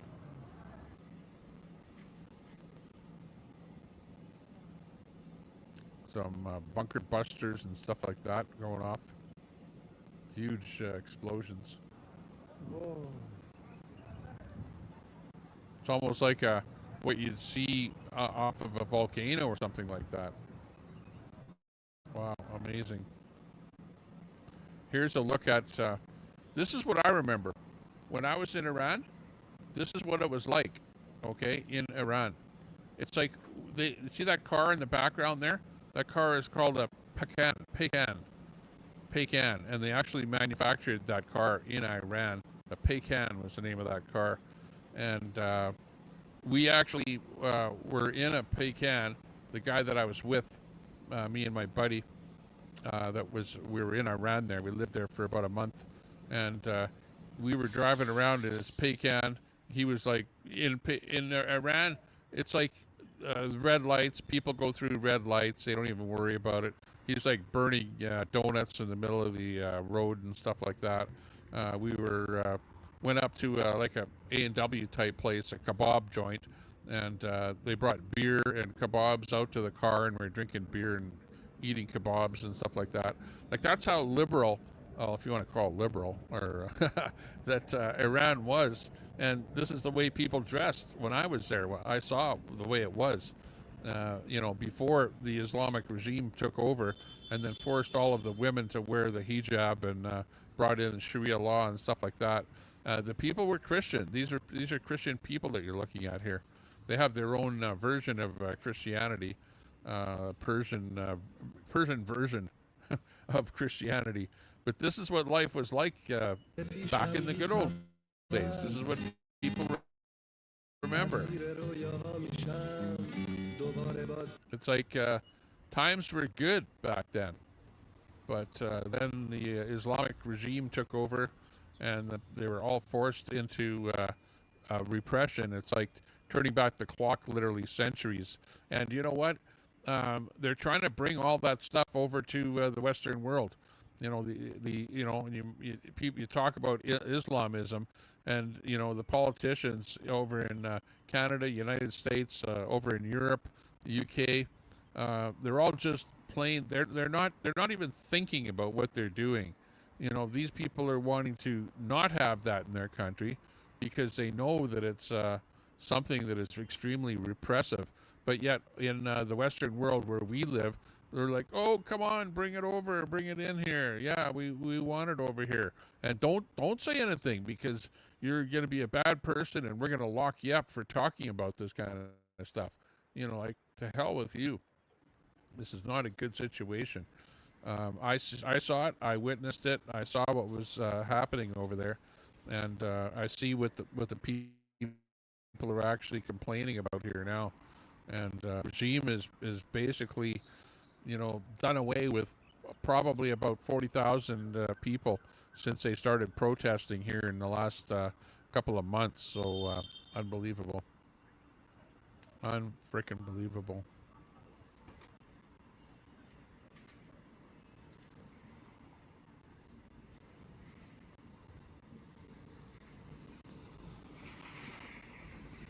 And even right now, the people are being, if somebody takes a video and sends it over to somebody's X account or something like that outside of the country, and it gets posted, and if they find out that you took a video, they will come after you. The Islamic regime will absolutely come after you for taking any kind of videos of bombs going off, or them being attacked, or anything like that, and they're treating you like a terrorist or a traitor of the country, and you're going to be thrown in jail or potentially done away with. It's absolutely unbelievable. It's like, people that are taking videos of where bombs are going off in Tehran or any of the other places like this here. My takeaways are: this brings home Israel's solution. 76 years they've tried to put up with Palestinian-Iranian terror. The Iranians launched, this is actually in Israel. The Iranians launched missiles at Diego Garcia in the Indian Ocean on the distance landed a ballistic missile in London. It never got through, though. I don't know, an Israeli friend sent me of an Iranian missile that landed near his house. So this is a Iranian missile in Israel, is what this is, this video.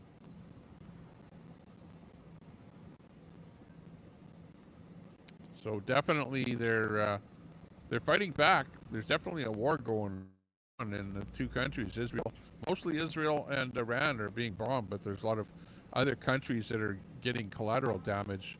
Probably about eight plus other countries that are also being hit. Look quite quiet here today, though.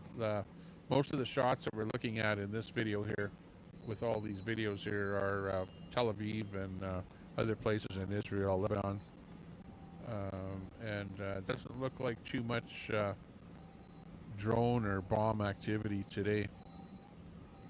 Looks actually quite quiet.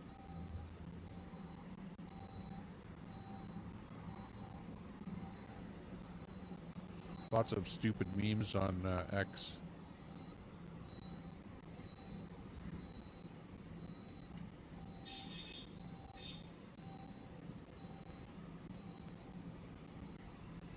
This is a bit of a story here from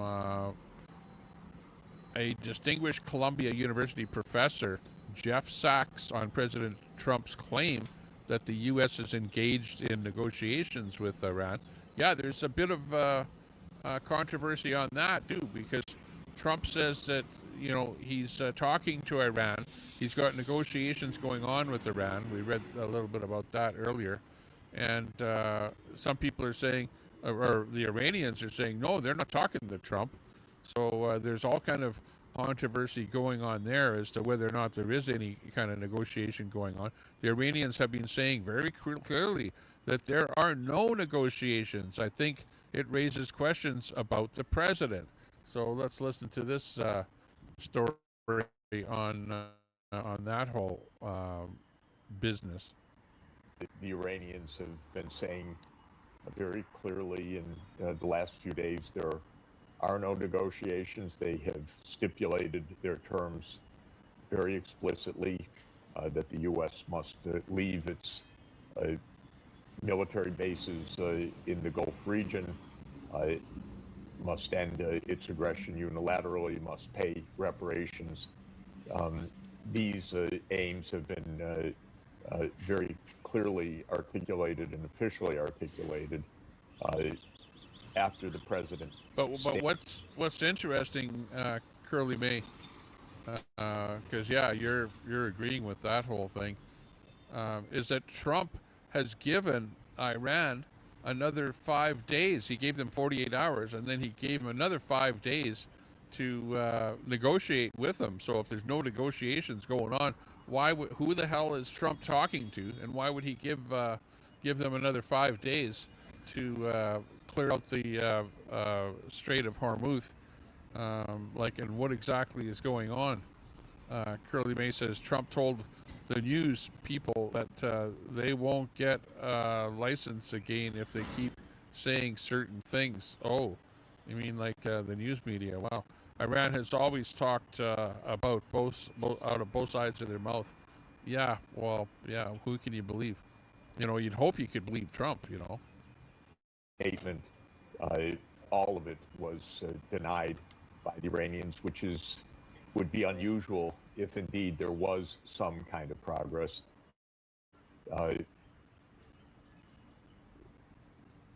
So this is an extraordinary. It's a little hard to guess definitively at this moment for us, and I don't want to make a definitive judgment, but if in fact this is as empty as it may well be, I think it raises questions about the president's mental soundness. This is not a tactic.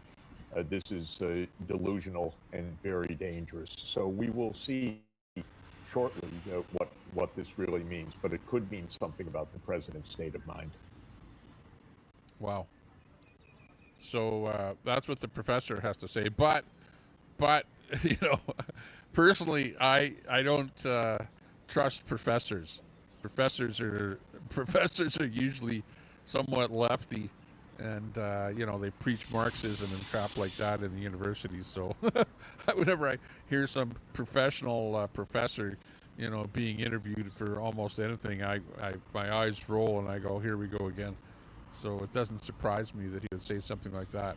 But, you know, that being said, You'd hope that negotiations are actually going on. Whether they actually are or not, I don't know. I don't know.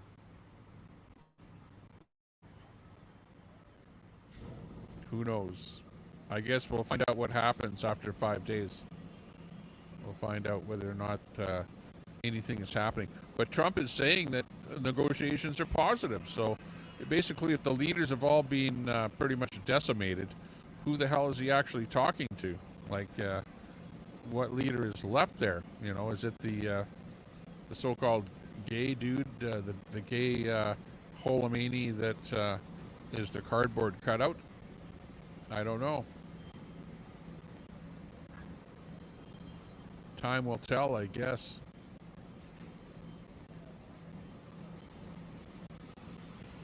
Here's another clip of Trump talking about it. So let's hear what he says here. This one here, Trump on Friday. This was Friday. We have no one to talk to in Iran. Every leader is finished. Trump on Monday. We had good conversation in the last 2 days. We won't strike Iran anymore. Iran has been has made him lose his shit. I told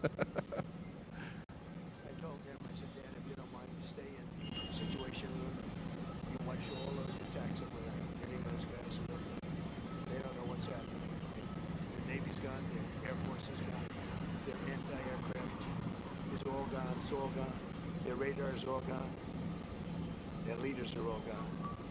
The next set of leaders are all gone. And the next set of leaders are mostly gone. And now nobody wants to be a leader over there anymore. We're having a hard time. We want to talk to them, and there's nobody to talk to. We have nobody to talk to. And you know what? We like it that way. Hang on. Yeah. So if that's the case, who's he actually talking to? Is the question, I guess. I don't know. Hang on, let me get a bit of this audio down here.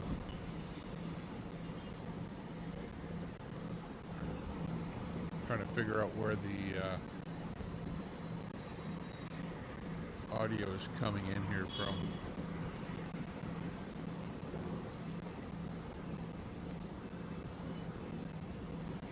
Got lots of stuff on here. Oh, there we go. Okay. Finally figured out where my Rogue desktop audio is coming from there, which was interfering a little bit with everything else here. But we got it figured out.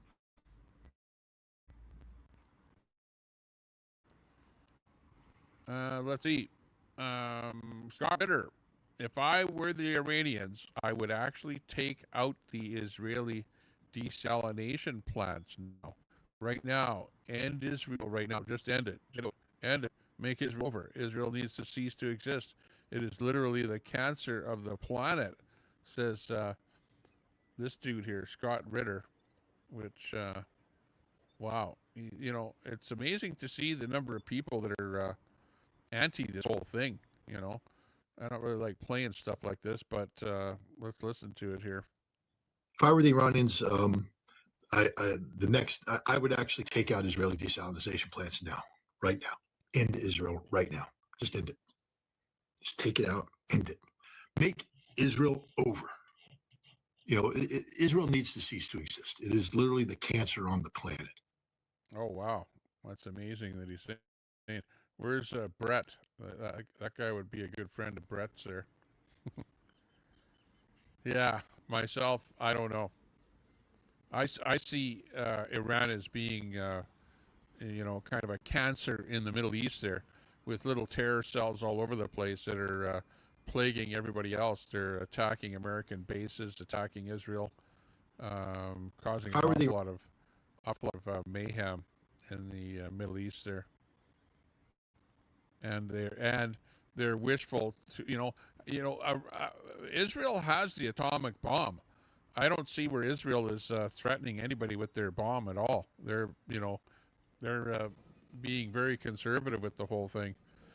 whereas Israel, or sorry, not Israel, Iran is really, really, really hard there on trying to manufacture an atomic bomb for whatever reason, and you can bet that they'll be threatening other countries with that bomb when they get it. So that's a big problem, you know, and I think that's what Trump is looking at there, along with Israel, his long-term goals to you know, alleviate that as being a threat in the Middle East.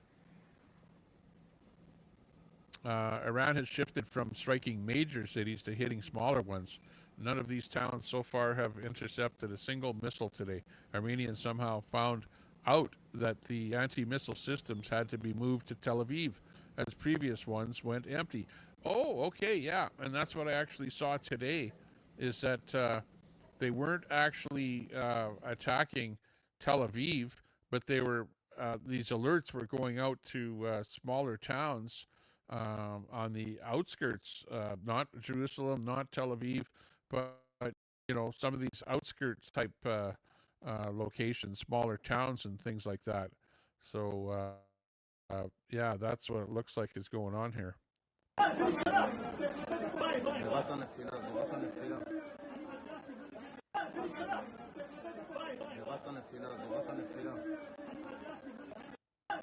And that's what we're seeing here.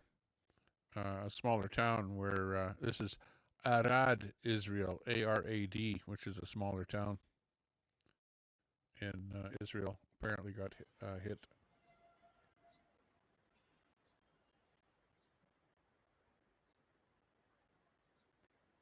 Let's see what other audio we have here.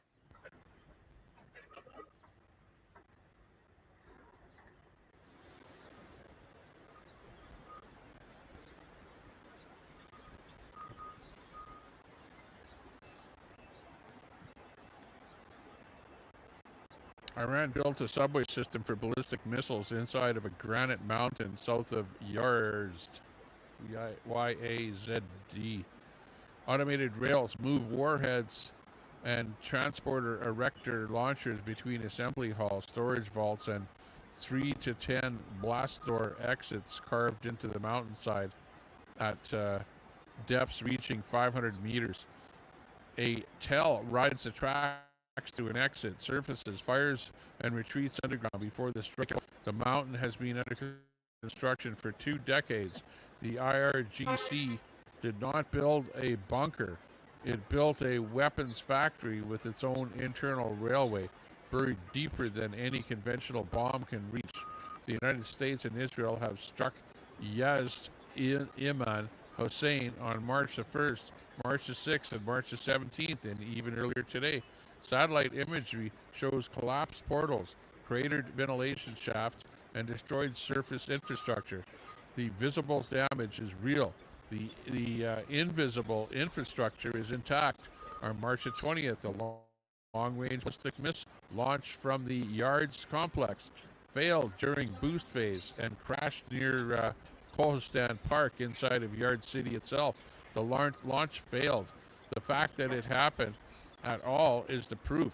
3 weeks of precision strikes on the portals did not stop the railway behind them from delivering a missile to a surviving exit.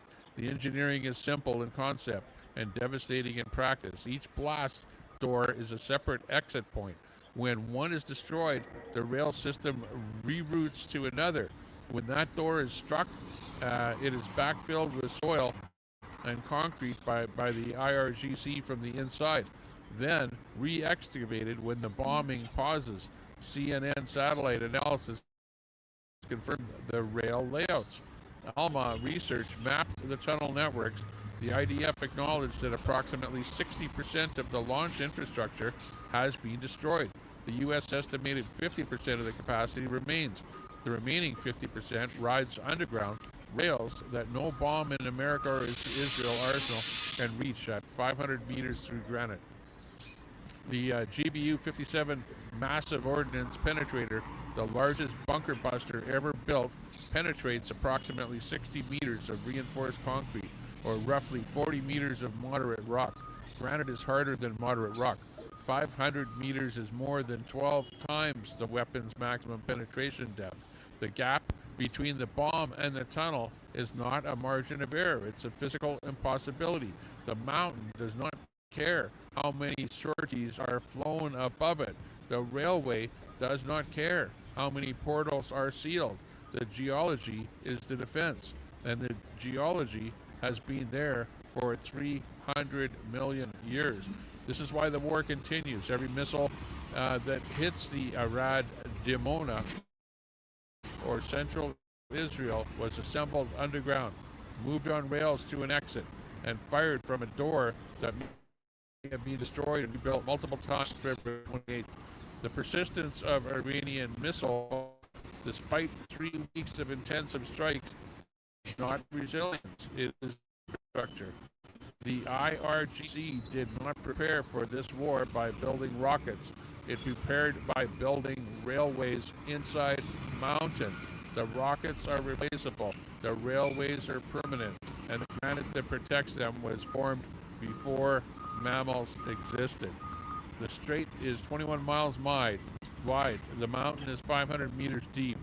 And the railway inside of it is still delivering missiles to the surface. So you see, that's why Iran is still firing missiles, even though, the claim is that the Americans and the Israelis have hit these so-called portals on the mountains, right? Wherever they spot a missile coming from, they spot them, and they bomb those entrances. But there are many, many entrances to all of these tunnels that are underground. Plus, even if they bomb one of the entrances, they just, from the inside, excavate to make a portal door open again, and then fire again. So that's why you see all this bombing happening on the mountains and stuff like that. Right here, the mountains that you can see in this video. But interesting information on why the Iranians are actually, could you say winning the war? Well, they're definitely, I don't know if they're winning or not, but they're definitely holding the forces, holding the fort, so to speak. And even though they're being bombed by the U.S. and Israel, they're clearing them out, and those entrances or exits, whatever you want to call them, to where they can move the train and move the launchers back into open space again are there. So obviously they've got quite a bit of infrastructure underground to be able to dig out where there have been explosions happening from the exterior, and to be able to relaunch again. And apparently it only takes them a couple of weeks to get those things opened back up again. Plus, there's probably a lot of areas where there are openings and they haven't been hit yet because they haven't even used them yet. Yeah, they've got Spin City News in the chat there. Hey, good to see you there, Spin. Nice to see you.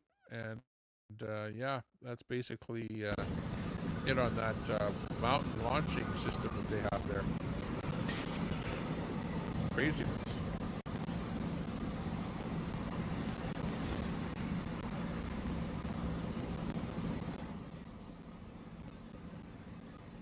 Let's bring up the next story here.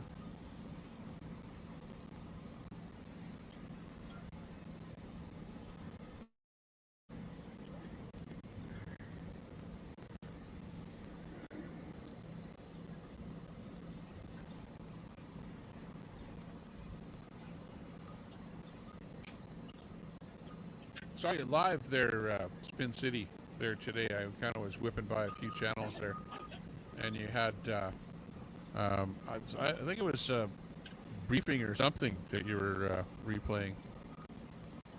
Not sure what it was there now. Oh, something's happening to my feed here. Feed that I wanted to look at is not coming in here.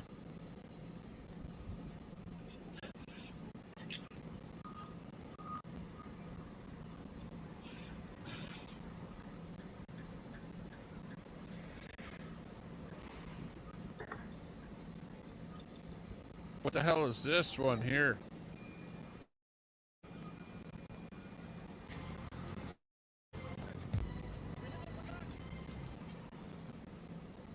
This one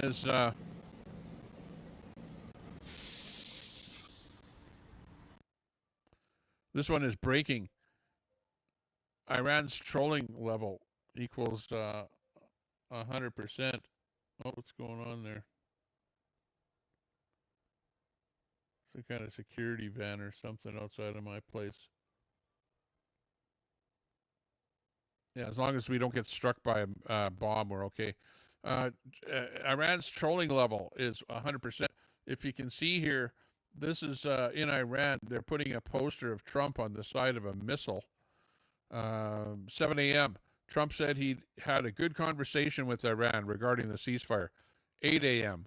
Iran is putting Trump's posters on a missile, writing, "Help me open Hormuz, stupid Trump."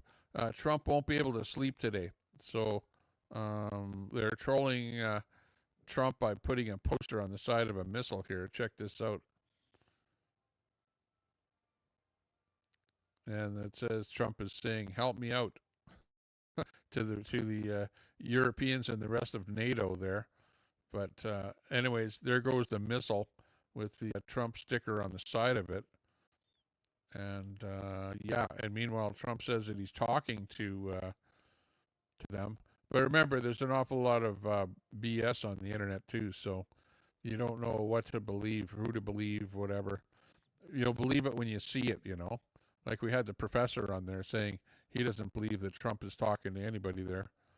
But there's definitely alerts going out, because I was sitting here watching alerts over in Israel there all day.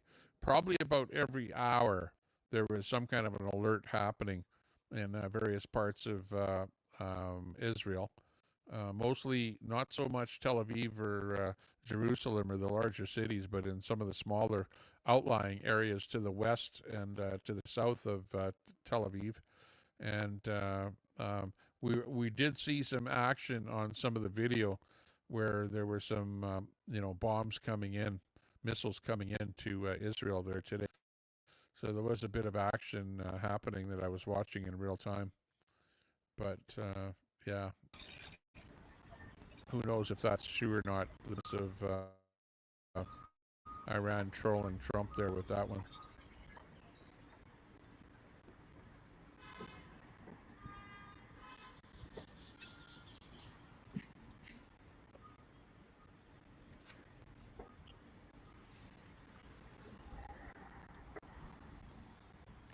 This one here is Esfahan.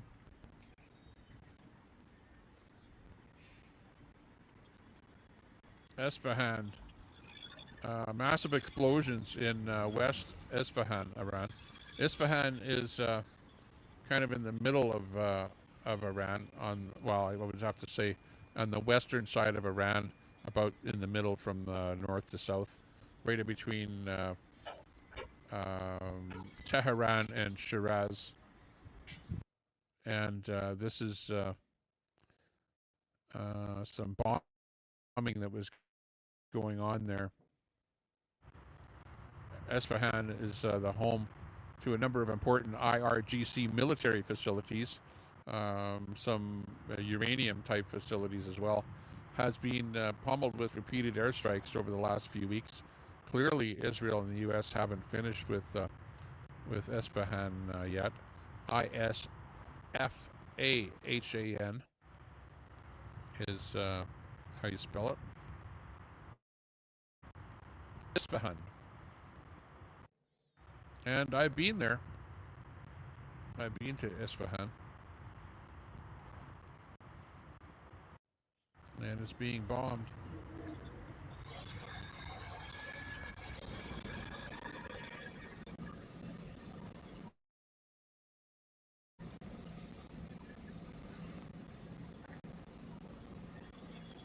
And they're the Jewish people and the Iranian people in the UK, they're definitely celebrating on everything. They're happy.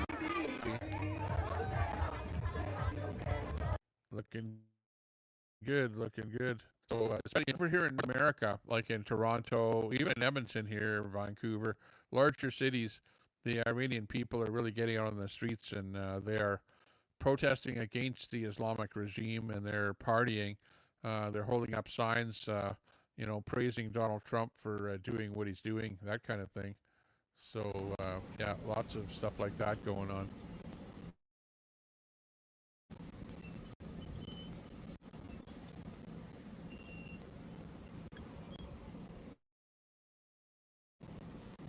Another shot of some kind of facility in Esfahan has been obliterated. If we can bring up the audio here.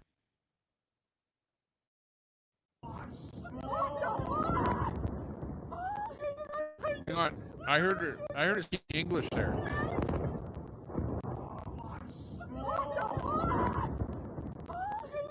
A little bit of English in around there. Now, a lot of the people in Iran come over to North America to go to the universities. Like where I live here in Edmonton, a lot of Iranian people are students. They come over here, they go to the university, and you know, the courses that they take over here are things that are relating to atomic bombs, atomic energy, you know, courses like that. Those are the courses they take at the university. Because you know, of them wanting to bomb over there, that the regime sends the students over here to, and they train them for you know, nuclear sciences. You know, those type of courses are what they're taking at the university. And you know, it's not rocket science to tell you. You know, and I even knew that when I talked to the students over here, because I met a lot of them that were going to university here.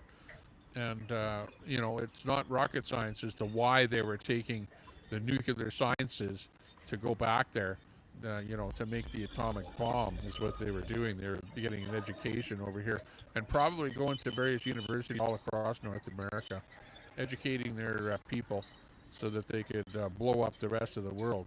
Yeah, right. Not a good situation. Mostly craziness.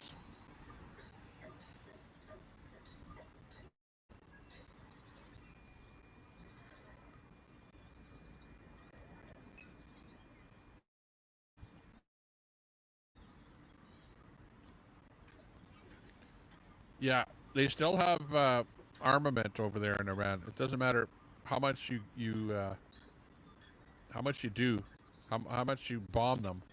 They still have those mountains and the embedded military arsenals, bombs and stuff like that that they've been stockpiling for 40 years. They've been working on that for 40 years. You know, thinking that, you know what, eventually that they're going to get bombed or something, that this was going to happen. So Iran has been preparing for this for a very, very long time. So it doesn't, you know, like in my mind, it's like, yeah, you knew what was going to happen. And sure, they're going to be able to get a lot of the stuff that's visible, like the ships and the, you know, launchers and stuff like that that's out in the open. But the stuff that's in the mountains and that, they're not going to be able to get. And that's what we're seeing here. This is pretty crazy here, this shot. Watch this one here. This is a missile incoming here. That bright light is an incoming missile. Let's see what it says here. Up to now, the Iranians have been deliberately firing their older missiles and drones, using them as expendable bait to drain the U.S. and Israeli air defenses. That strategy clearly worked. Now they're escalating, rolling out their more advanced ballistic missiles and drones. So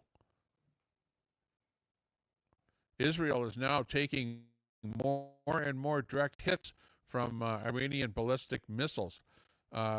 There's a hard lesson to this. Don't start wars you cannot win.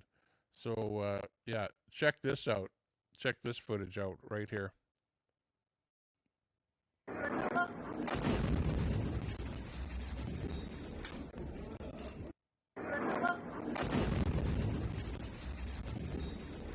This is in Israel.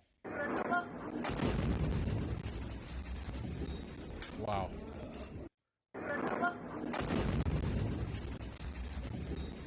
Wow, that blast was pretty doggone close to wherever that guy with the camera was. Unbelievable.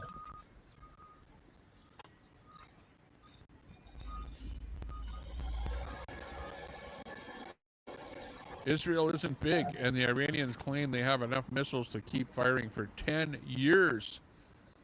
Kushner can build his exciting Middle East development on the rubble that was once Israel. Lots of stuff coming in here that's not looking good here for Israel. Look at this. Iron Dome. There it goes. Missed it completely, but that one didn't miss. Allahu Akbar. Watch it. Whoa. Allah Akbar. Whoa. Whoa. And another one. Watch it miss. Miss. But that didn't miss.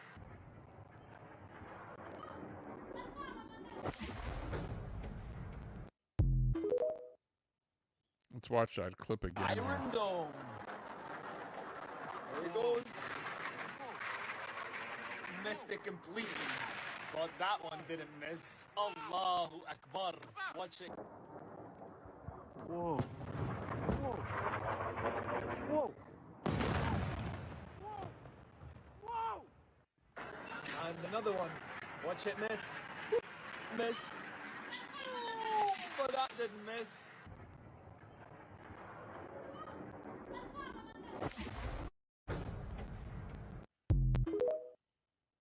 Wow. Iron Dome. Incredible. You can't get them all. There's no doubt about that. You can have an Iron Dome, but some of them are going to get through. It's all a numbers game.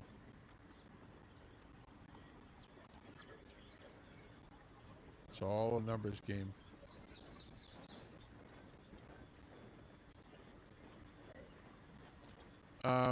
Here's a clip. Oh, it's from Navy Vet. All it says is, what?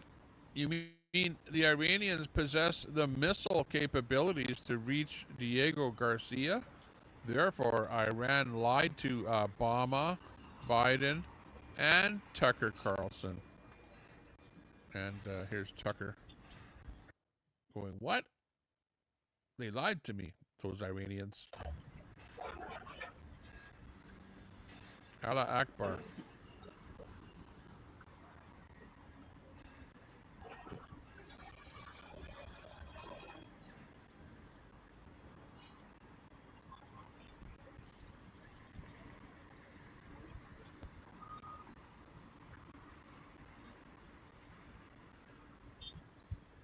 Yeah, some of this stuff. Remember, everything that I'm showing you is, it could be fake, could be AI, could be, you know, BS. It's all propaganda. You know how when there's a war, both sides are going to produce propaganda and flood the internet with it. It's like that with every war. So, you know, don't try and give me a strike for misinformation. I know everybody is out there. Oh, Tommy Temper, you're all misinformation, whatever, blah, blah, blah. Yeah, it's the way the world works. Wars are fought with misinformation and propaganda. And I'm feeding you the propaganda, whether it's true or not. I'm just showing you what I'm finding on the internet, and it may or may not be propaganda. So just keep that in mind here too.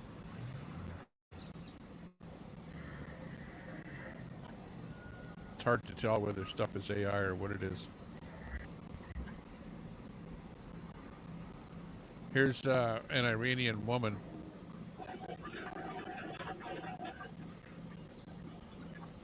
And let's hear what she has to say here about this. Check out this clip. از دلیل حضورتون در تجمعات برامون بفرمایید. دلیل خاصی نداره، فقط به خاطر کشورمه، به خاطر حمایت از رهبریه و اینکه ما تا آخرین لحظه پای کشورمون هستیم و از رهبرمون حمایت میکنیم و تا آخرین قطره خونمون هم They don't want to get مقابل آمریکا. a strike for the music in there. But even if they kill us one by one, tonight the crowd held a funeral for a 4-year-old. What do you make of it? The Zionist regime. The Zionist regime has proven for years that outside of its own people, outside of the nation of Israel, no human being matters to it. It doesn't even consider others human. It has killed children again and again, massacred the innocent. There was never any logical justification.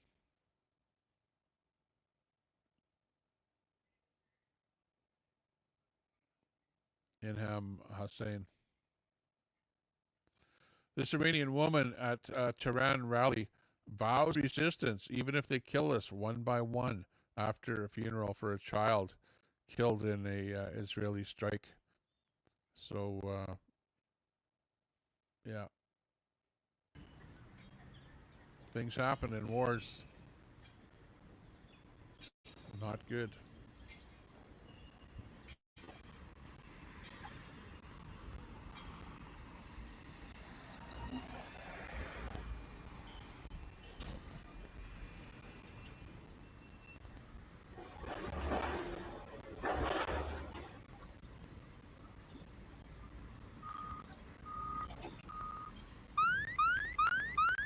Uh-oh.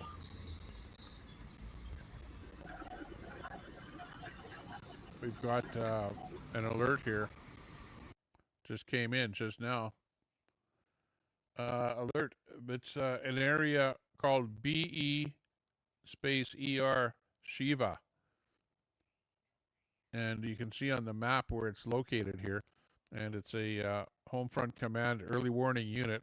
Early warning means that there are some kind of missiles or drones or something that has been fired from Iran, and they're potentially heading to this area, which is somewhere to the east of Tel Aviv. And like I was saying earlier, they seem to be targeting areas that are small towns and smaller industrial areas to outside of the main cities for whatever reason.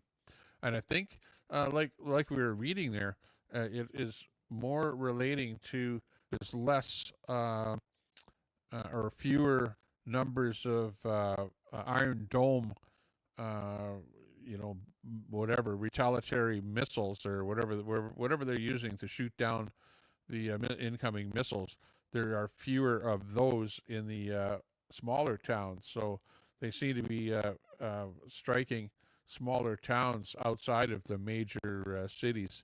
So the noise that you heard was an alert coming in here, and if you hear a sound that sounds more like an air raid siren, the air raid siren is actual location, and where the cities are going to be running their air raid sirens at the same time to alert the people that there are incoming missiles. So we'll just kind of listen for that as we watch and see what's going on the video, and maybe we might be able to see some incoming missiles or something. We've got lots of cameras up, although not much for cameras in the outlying areas. They're mostly closer to the big cities there, so we may or may not see something on the cameras that we have online here, but we'll watch for it.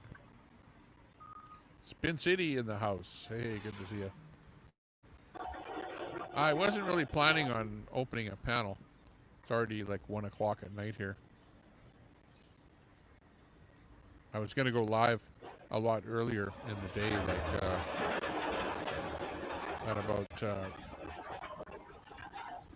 2 or 3 in the afternoon, but I was monkeying with the software and stuff like that, getting stuff set up here to be able to do this kind of feed, so that we could kind of listen to alerts coming in, watch some stuff coming in on X for where there's actual bombs exploding and stuff like that, and with the alerts here, being able to watch the alerts coming in real time, like we just heard one come in there just now, and possibly be able to see something on some of the videos.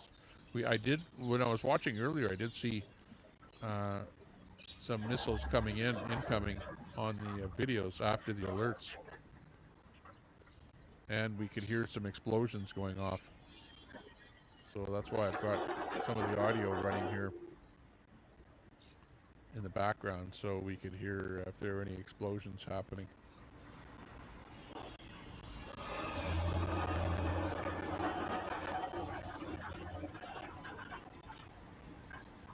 We'll just kind of play it by ear here and see if anything else happens.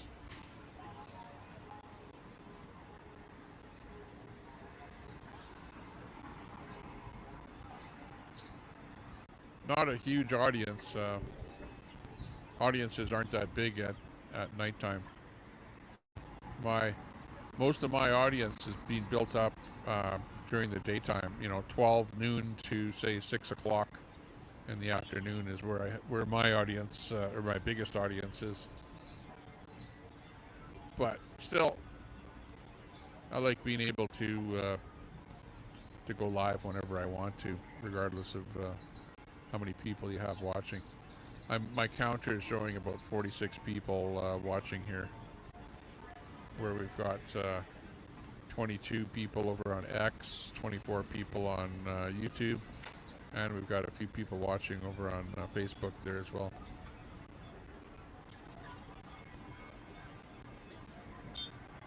Right now, doing videos, short videos over on Facebook are actually working out really, really well for me right now. I can do like a 20-second or a 30-second video on Facebook and get 50,000 views.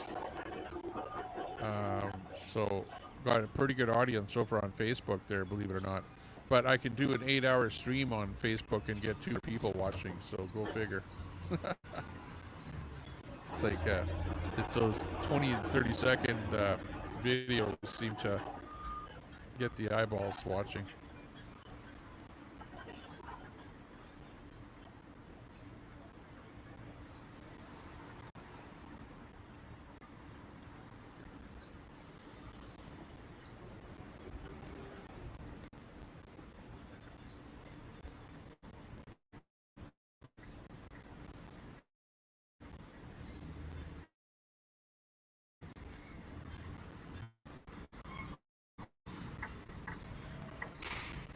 Oh, yeah, they have these little things, these cluster bombs, or bomblets, where, oh, there we go.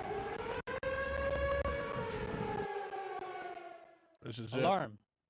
ירוחם, תל אביב, משאבי שדה, דימונה Industrial Zone, דימונה, רותם Industrial Zone, קסר אל-סר, אבו קרינת, ערערה בנגב, נווה זוהר, Dead Sea Hotels, Alfora, En Bokek, Dead Sea Hotels Center, Ashalim, Bir Hadaj, Revivim, Retamim, Wadi Al Naam South, Abu Tlul, Kseife, Arad.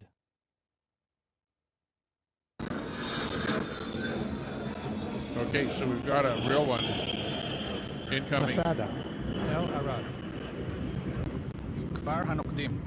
Incoming alert. Incoming missile alert happening right now. Let's see if we can hear anything on the microphones. Various alerts going off.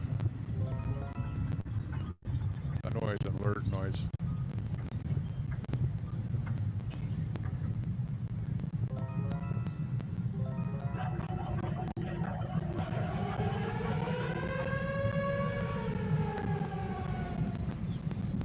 Segev Shalom, Nevatim, Tel Sheva, Marit.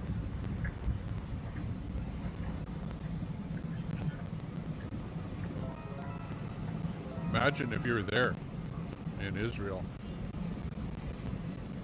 You'd be shitting bricks right now. Wondering if there's something incoming or not.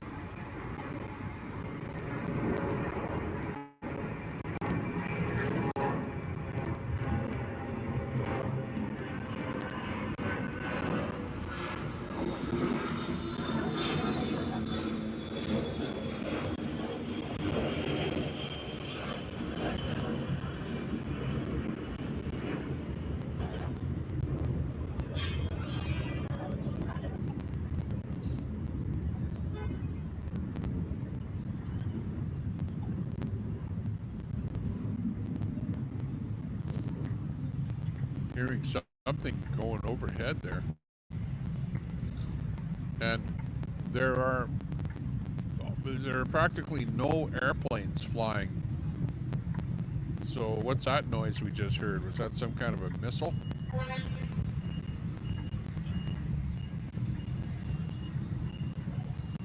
Most of the airplanes over Iran and Israel are flying around those areas for fear of being shot down by a missile or something.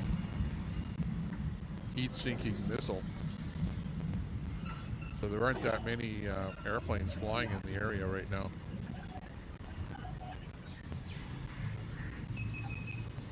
Yeah, it's hard to see them in the daytime. We may hear something though. If you listen to the audio, we might hear some explosions. Some kind of audio.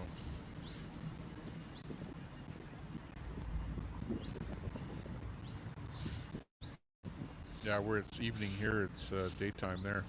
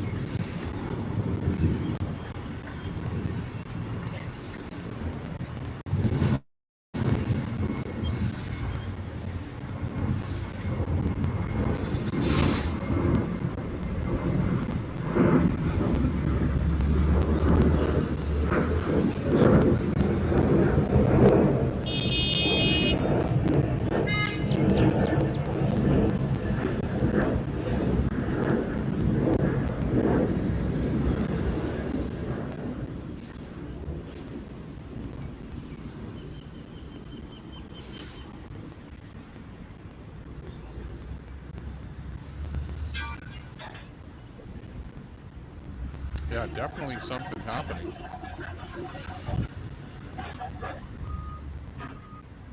But we may not hear anything from where we're at, or from where they're hitting, which is in the out of town areas.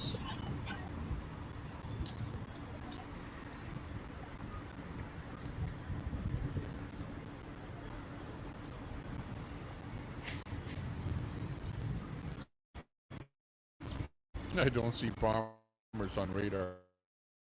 No.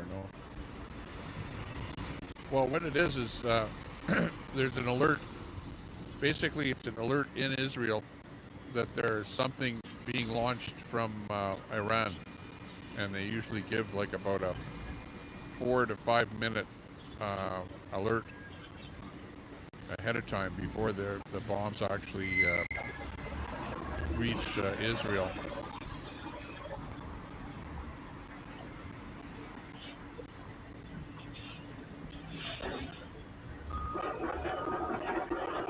Like I say, by the map, it's areas that are outside of Tehran, or not Tehran, Tel Aviv in Israel. There was something. There was something.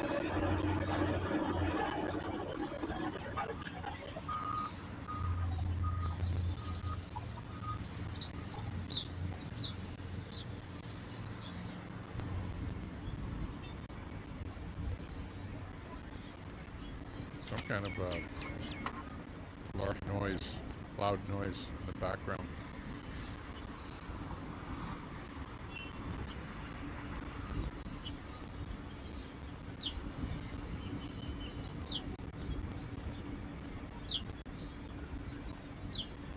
Oh, looks like the alert is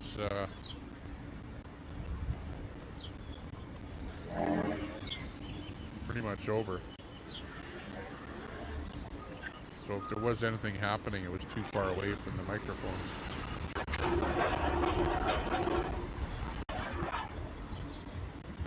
But you never know.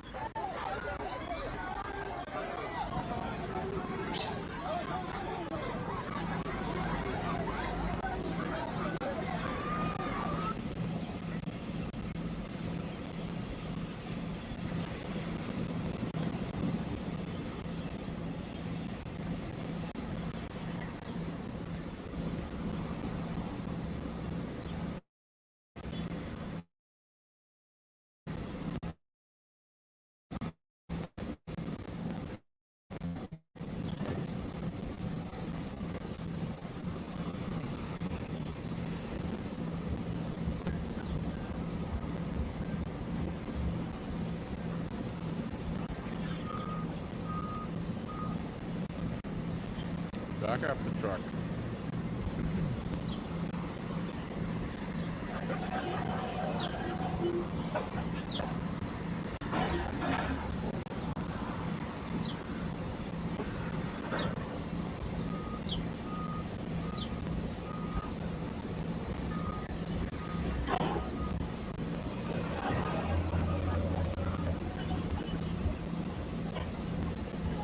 Here's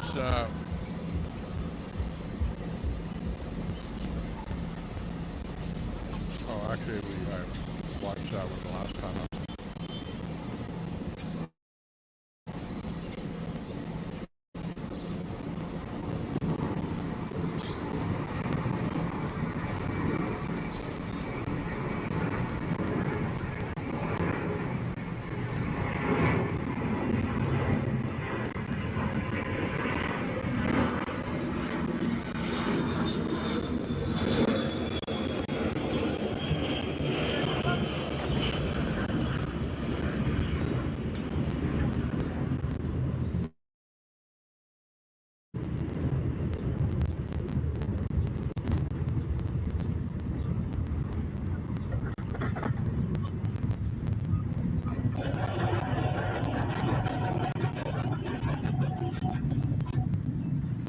Here's an interesting thought that let me just turn this audio down a little bit.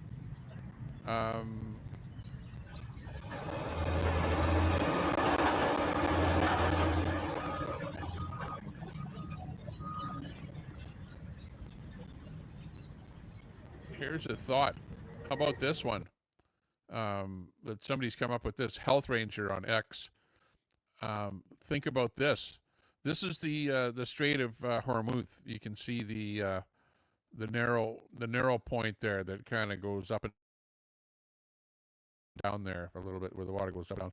You see where that circled area is in red, which is kind of in the open area, to where the tough part to get through is the actual strait there.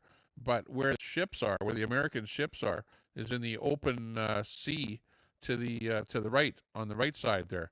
And somebody is saying, Health Ranger is saying, prediction: Trump's fake negotiations are just a delaying tactic to set up a weekend invasion of Iran with U.S. Marines. They will land, I believe, east of the Strait of Hormuz, because sailing through the strait would be suicide. My bet is on landing near Chabar. This will, let me read the rest of it here. This will only happen after markets close. Okay, this is going to be on Saturday. So he's predicting that on Saturday there's going to be boots on the ground in Iran. Of course, if Trump proceeds with this, there will be thousands of U.S. Marines killed, and the American people won't be told about any of them.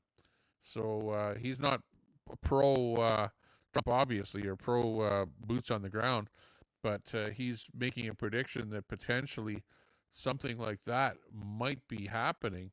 You know, and right in here is where they could potentially land. The ships right now are being bottlenecked right in this area here. This is where they potentially landmine this area, and they've got drone boats and things like that, where there are no oil tankers going through this area at all. But are the Americans going to potentially bring in their Marines and land over in this area here? Good question. I don't know. Will that happen? Is that what's going to happen? That's why the giving them another 5 days. Is that what Trump is up to? Because people are saying he's not negotiating with anybody. Is he just coming out with, Trump? He's holding his cards close to his chest, but they definitely have some kind of plans, and they definitely have brought ships out there with literally 5,000 Marines. Why would that be? Why are they needing all those Marines in the area, if not to deploy them boots on the ground and move in further? Now, that being said, the boots on the ground are still going to be very difficult to take over wherever these mountainous areas are, to where they have the rail launchers and stuff like that are all underground.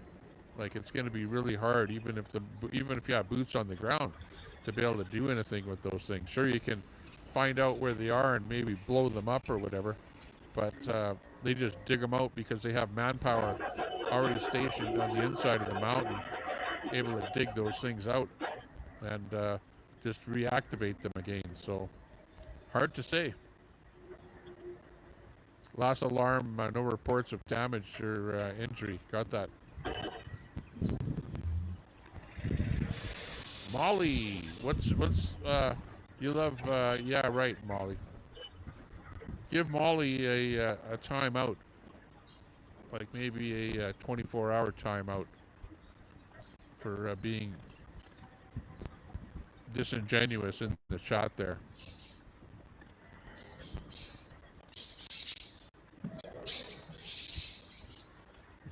Molly, shame on you for using language like that. You're going to get a timeout. Spin City is going to utilize that wrench there.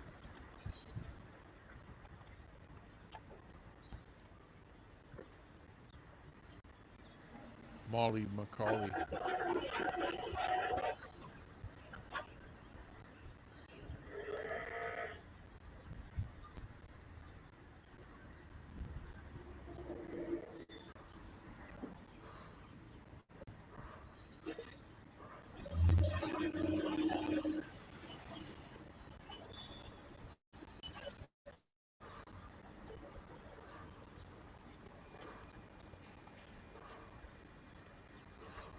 What the heck happened to that comment?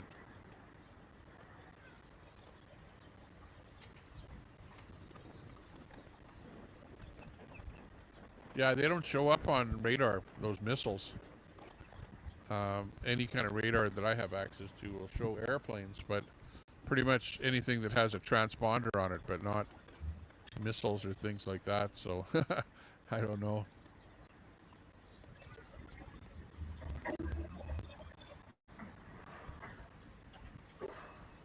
No, Molly said this. Well, I'm not going to put it on my screen. But what the heck happened to that comment that Molly said? Because I'm looking at it and I don't see it. Oh, I see it. It probably got X'd by YouTube. Molly, your comment didn't come through. You got censored by YouTube. But I can see it on my other thing here.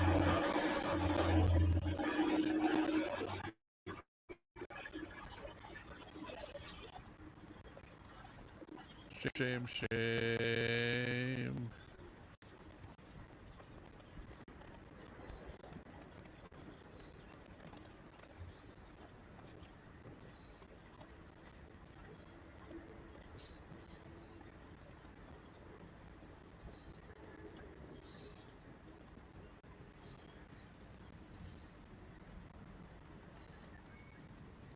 Tuesday.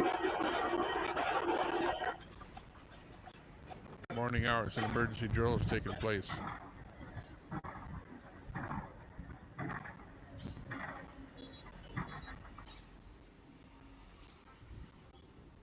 Let me just turn that audio back a little bit.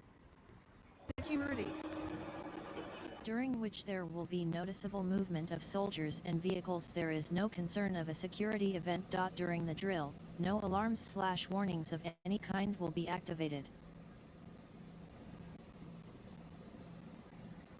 Ah, gotcha.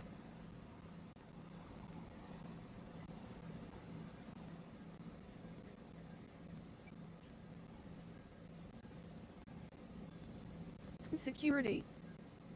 To clarify, if an alarm is heard, follow the home front command instructions. Tamir Engel, spokesperson of Safe Municipality.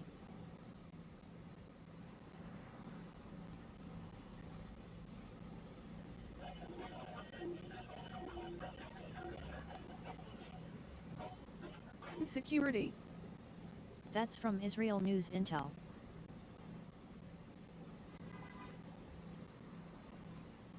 Rajo. Okay, hang on. I got to get rid of this one feed here.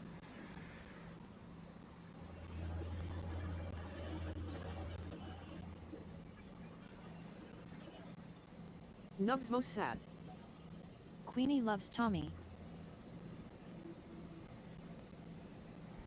Yeah, right. Not likely.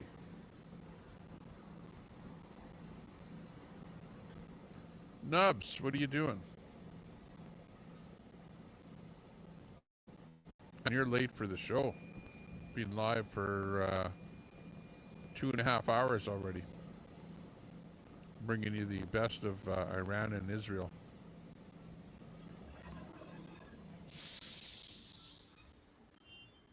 Israel News Intel. Nubs most sad. It's World War III, Tommy. I think so. Pretty much in between Russia, Ukraine, Israel, United States. Nubs most sad. Iran. I'm in Iran, Tommy, very busy. Yeah, right. Are you in those mountain bunkers? You're repairing those mountain bunkers, probably. They keep on getting blowed up, but they keep fixing them again. Because they got those rail lines in there bringing those missile launchers back out to the surface.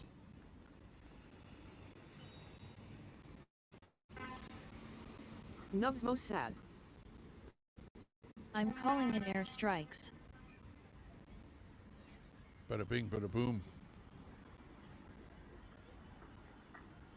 Hey, how do you like my new studio? Look at, I got a new, I'm sitting in a new studio here now. It's like we're becoming a little more professional. We got a keep up with the times, you know what I mean?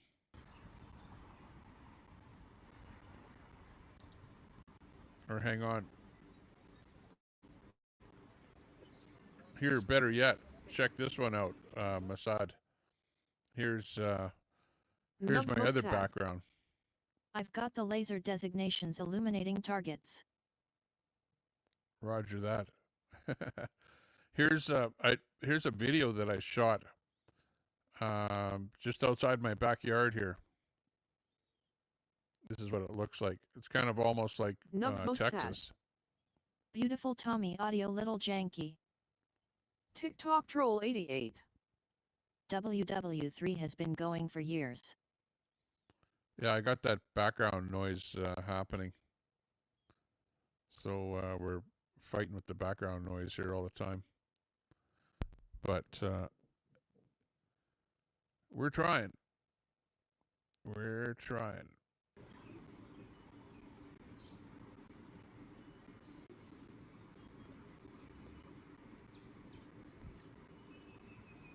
Nubs most sad. Tommy Oil Tycoon. Yeah.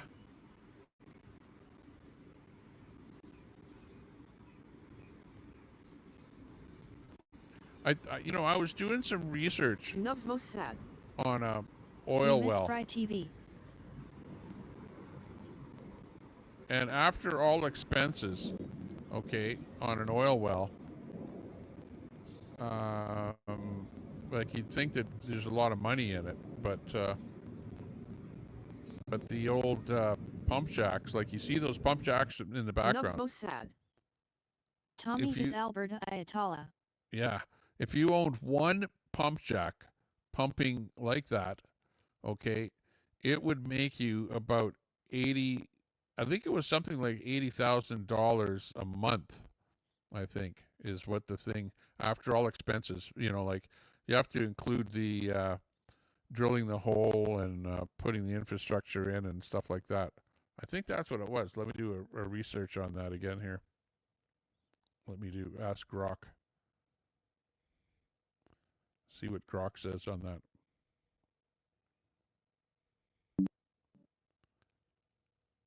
Grok, can you hear me?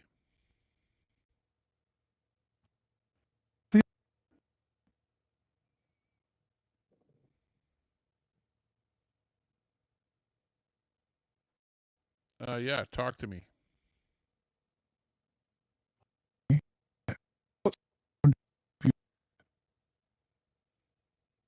Oh, for whatever reason, it's breaking up.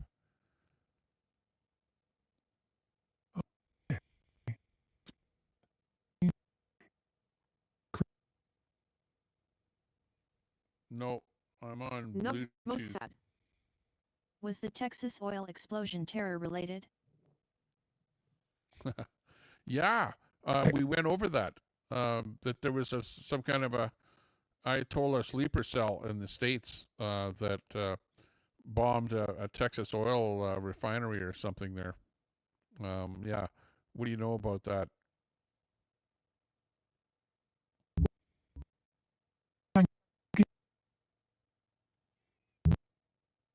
Oh, something's weird with my Bluetooth here. Hang on, let me just redo it. Hang on.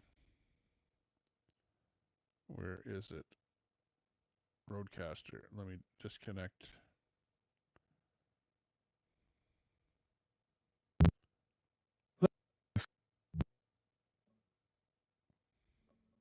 Yeah, Tommy, gotcha. Bluetooth sorted? So that Valero refinery... Nubs most sad. Iran hacked Tommy. Black smoke everywhere. Sheriff saying it was just a busted industrial heater. No injuries, no bombs, no Ayatollah goons sneaking around. Because of the Iran war, gas prices spiking, everyone's paranoid about sleeper cells, but officials straight up. Oh, okay. So it wasn't a sleeper cell. That was false information. That was fake. So, well, we reported on that, and the thing that somebody said it was a sleeper cell, and it wasn't. It was some kind of a busted pipe or something there, Masad, on that sleeper cell supposed incident. It wasn't that. Yeah, Tommy, exactly. Whole thing blew up on. Nubs most sad. Sleeper cells active in Canada. They are, because they shot up the Nubs most sad. Okay, Yeah. thanks, Tommy. I don't know if it was the American consulate, maybe the American consulate or some building like that in Toronto. The sleeper cells shot them up. So yeah, there's sleeper cells in Canada. Hang on, let me check that Toronto. Nubs most sad. Iran has dirty bombs in Alberta. Hold I up. don't know. Sleeper TikTok cells. troll 88. OMG, every little fire is now a terrorist attack. Hold up. Sleeper cells in Canada? Could be. Hang on, checking. Hold up, let me check that.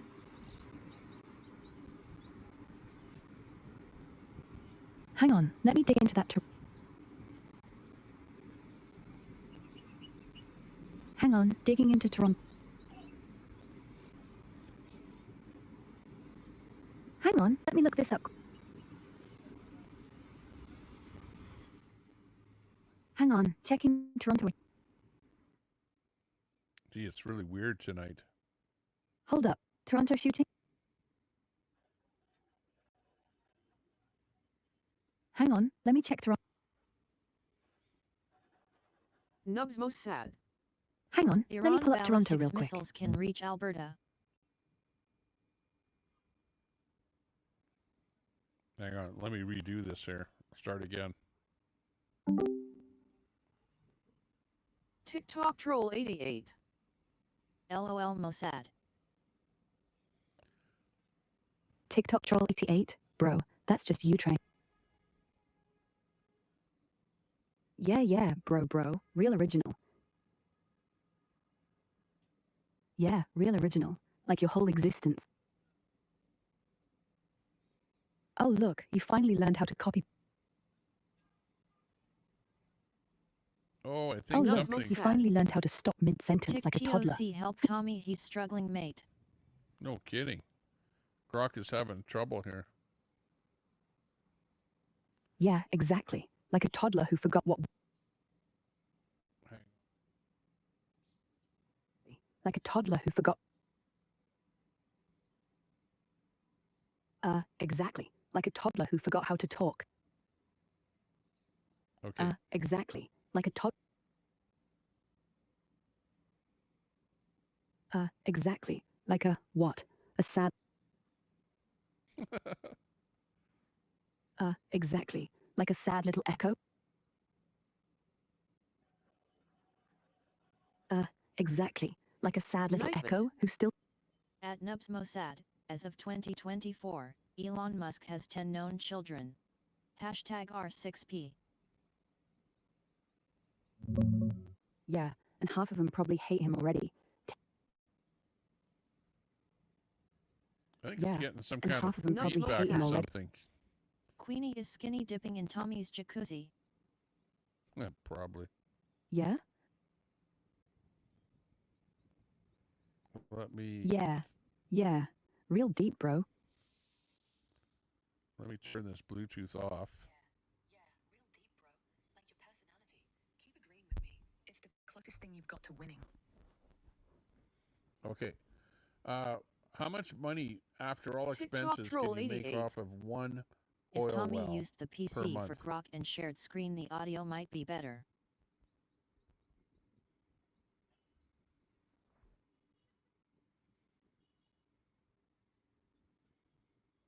Is the question that I want to know.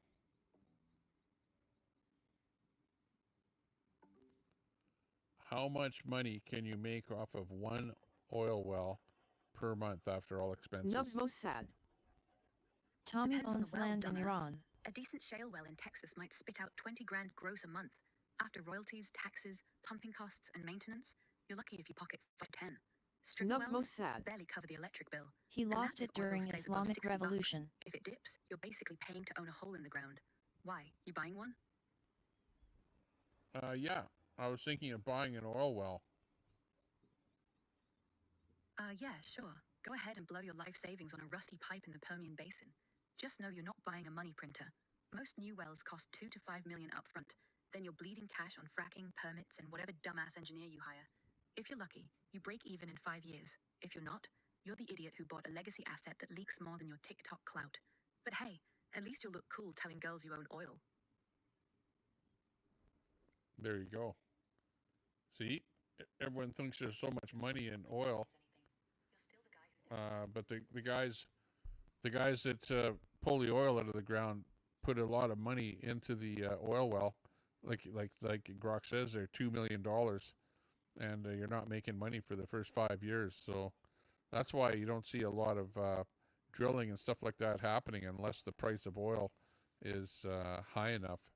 And if it's below $60 a barrel, you're not making any money on it at all. So now they're finally making a little bit of money now that oil is up to whatever, 90 Nubs or most sad. $90 a barrel. Tommy smuggled hash for the Shah. TikTok troll 88. Audio is really low.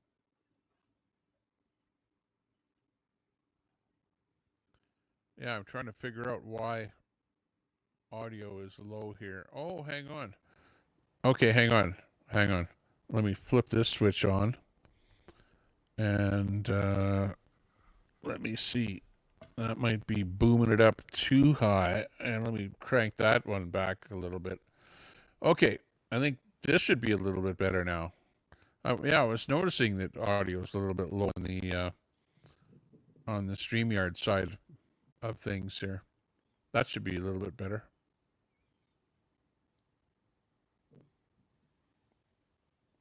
TikTok troll 88.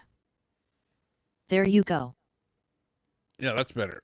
Even pumped you guys up a little bit there. Now I can hear you too.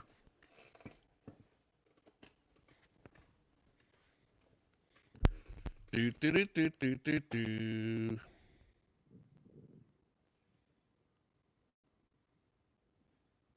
Okay, we're back in here again. Watching for alerts coming out of Israel and everything else going on here. Burping a little bit. Now you can hear my burps too.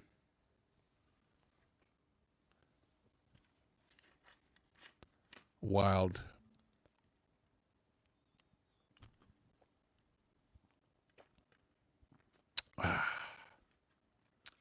Drinking my Coke. Speaking of Nubs most sad. Tommy got heartburn. Speaking of Coke, I'm drinking some Coke. Coca-Cola. Nubs most sad. Tommy is Jewish. I'm not Jewish. I tried to go to Israel back in the day, but I only made it to Iran. I didn't make it to Israel. I tried to get through Libya, but Gaddafi wouldn't let me into Libya. Tommy likes nose candy. We wanted to go. I had to go through Libya because we were on land. We weren't flying, right? We were on land in a vehicle, and we were driving across North Africa from Morocco, Algeria, Tunisia. But when we got to the border of Libya, Gaddafi wouldn't let us in. He wouldn't let anybody that was American or from any kind of Western country into the country at all. So we had to detour and put our vehicle on a ferry and go up to Sicily. And from Sicily, then we got on another ferry to Italy, and then went up all the way up north through Italy. Stopped at some pretty interesting places in Italy, which was lots of fun. But we had to bypass being able to visit Israel because of Gaddafi. So that's my story, and I'll stick to it. No, I don't like nose candy. Never tried it. So I'm not missing anything that I didn't try. Yeah, I visited the Pope. Yeah, we actually did. We actually got our window smashed out in our van. Did you visit the Pope? Yeah, outside of the Vatican when we parked there. we got somebody smashed our window in our van and broke into it and stole some stuff. Nub's So, most sad. Olivia knows Tommy's spy. So it wasn't a good experience visiting the Pope, unfortunately. If and you know what I mean.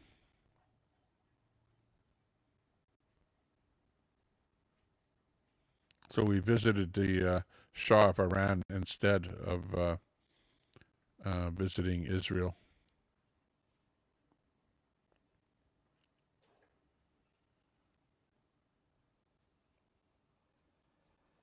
Dog day afternoon.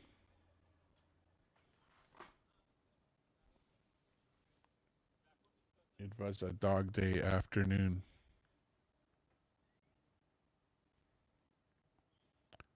Khuda Hafez.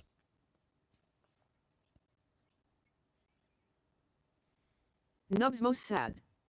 Massad. Tommy liked the belly dancers. Yeah. Well, actually, to be honest with you, we saw firsthand belly dancers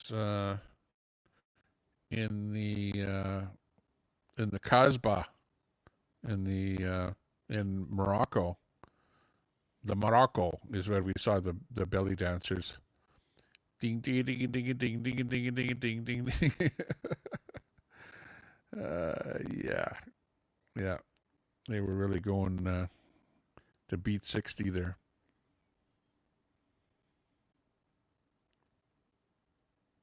But I do remember in Iran,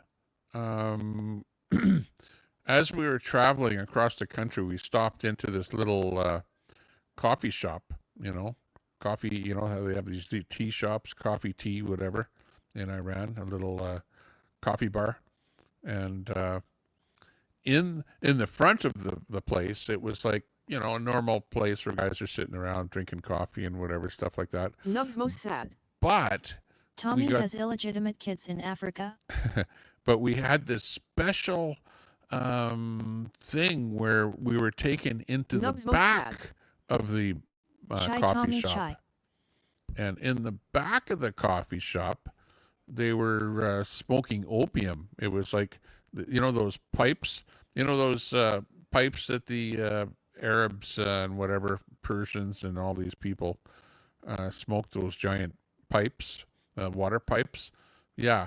Well, the way they did it was they take a coal from the fireplace and they put that coal into the top of the water pipe, those big giant water pipes, and then they put the opium on top of Nub's that most coal, sad. and it just smokes crazy, and they suck in that TikTok smoke troll and 88. get buzzed all to hell. Focus Tommy. So yeah, that basically is what I witnessed. I didn't try it, but I saw them actually doing it in the little opium den in the back of the coffee shop. So I saw that in Iran, of all places. A hookah. Yeah, that's right. It was a hookah. The hookah. And I see that today, like in Edmonton here, you'll see Muslim people sitting around at the park with their hookah, smoking the thing here locally here. I've seen that. So they bring it over here. Of course, they probably don't smoke opium in it here. I don't know what they smoke. Who knows what it is? Some kind of a substance anyway. Probably an illegal substance. But yeah, I was there. I saw that. Massad, you should go over there. Well, I don't know. If you went over there today, like when I went over there, things were pretty mild. Being a white Tommy guy, on AL Cud's hit list. we stuck out like a sore thumb, and there were times when things got kind of dicey. But if you were to go over there today, you wouldn't last. You wouldn't last at all, because being a white guy, sticking out like a sore thumb, walking around the streets of any kind of Middle East country, or North Africa, you'd be looking for trouble. You know, you wouldn't last long. Like there's too many people today that are kind of, you know, would probably go after you. Whereas when I was there, there was, you know, not as much animosity towards I've been there, remember. Western people. Yeah, well, you know what I mean. Well, don't you think that things would be different today?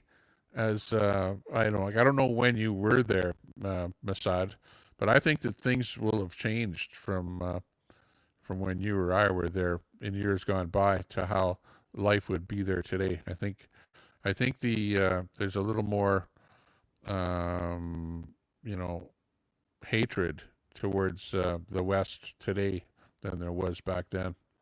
Just saying. That's just I'm just feeling that way, you know. I don't know. What do you think?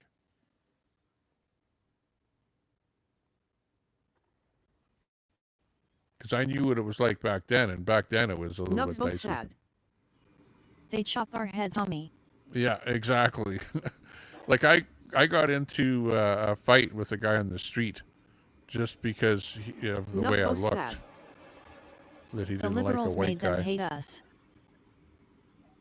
The liberals made them hate us. Yeah, exactly. Something like that.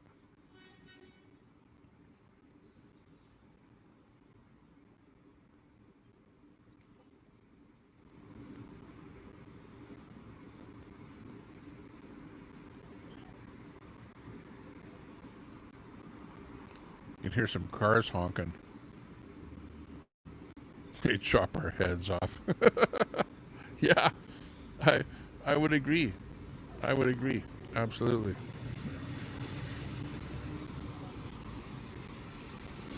Oh, you were eating. Most sad. Eating during I almost Ramadan. got arrested during Ramadan. Yeah, you're not supposed to be eating. I know. I saw a video where some woman was eating on the bus in England, and some guys said, "Hey, quit eating on the bus. I can smell your food. It's Ramadan." And the woman told him to F off. He was smoking during the day. Oh man, yeah. Nubs most sad. I was smoking during the day. Yeah, that can do it. That'll get you in jail or whatever. They have some weird rules and stuff like that, where you don't even know what the rule is until you break it. Most sad. Allah Akbar. Yeah. Allah snack bar. It's coming your way, you know. It's coming our way.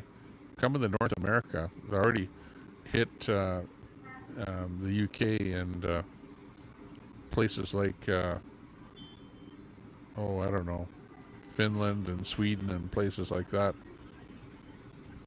where they're already starting to, you know, kick them out. Nubs most sad. I had to ask for toilet paper, roll of paper. Yeah, good luck on that. Sad. The guy would hand you the guy would hand you a little tin can with water in it, you know, and say, here's your toilet paper. Go to it. Just don't use your left hand in the communal food bowl. And you'll be okay. Don't steal bread or we'll have to cut your left hand off.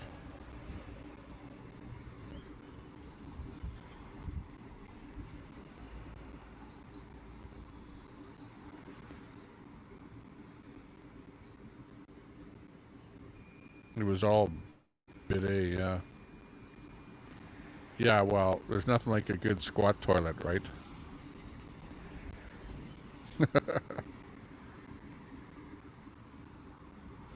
Nubs most sad. Sharia law. Squat toilet. Easiest toilet to flush in the world.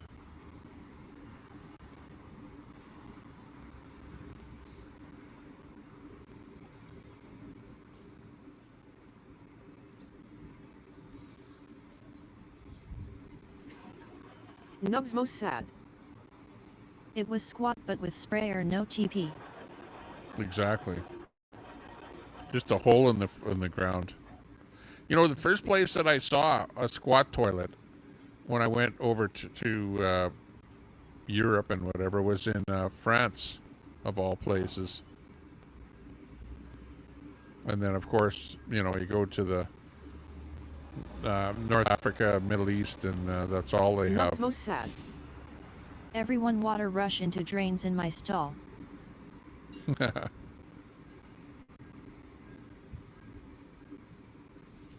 I know, and they still do that over here. If you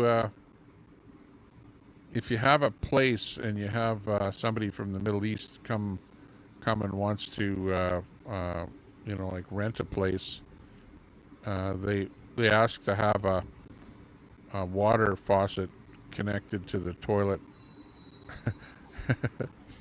A little water hose hooked to the toilet, so they can you know, do that like they do it over there.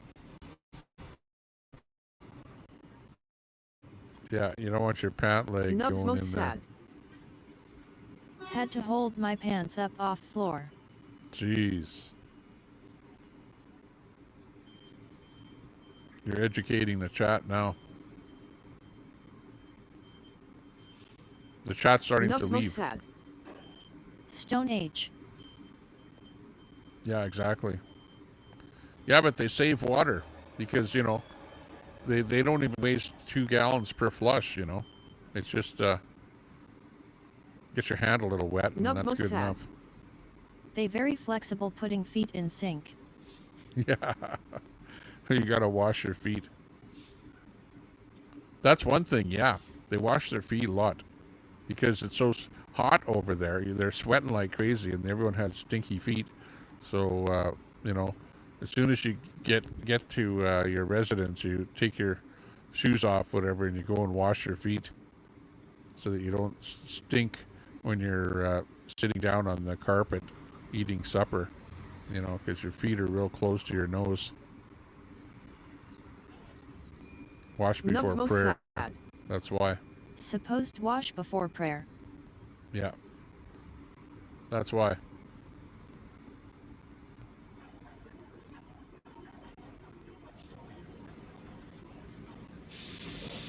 Nubs most sad. Bahrain stinky airport. Did I tell you that story about when we were in Iran and we were all sitting around on the carpet eating supper, and the first thing they served us for supper was chicken soup, right? And my buddy who was with me, he sticks his spoon into the chicken soup bowl to you know, eat the chicken soup, and he pulls out on his spoon the head of the chicken. Oh my God, it was so gross. And you know, my buddy goes, "Oh man, Salty what's alien. that?" And he didn't I'm want glad you had a safe mission, Nubsy.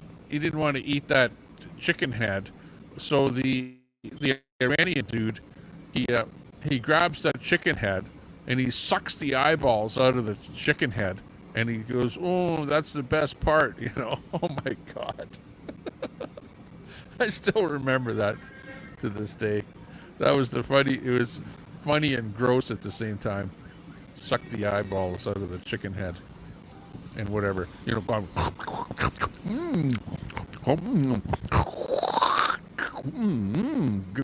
good eyeball. Nice, great, yeah, excellent.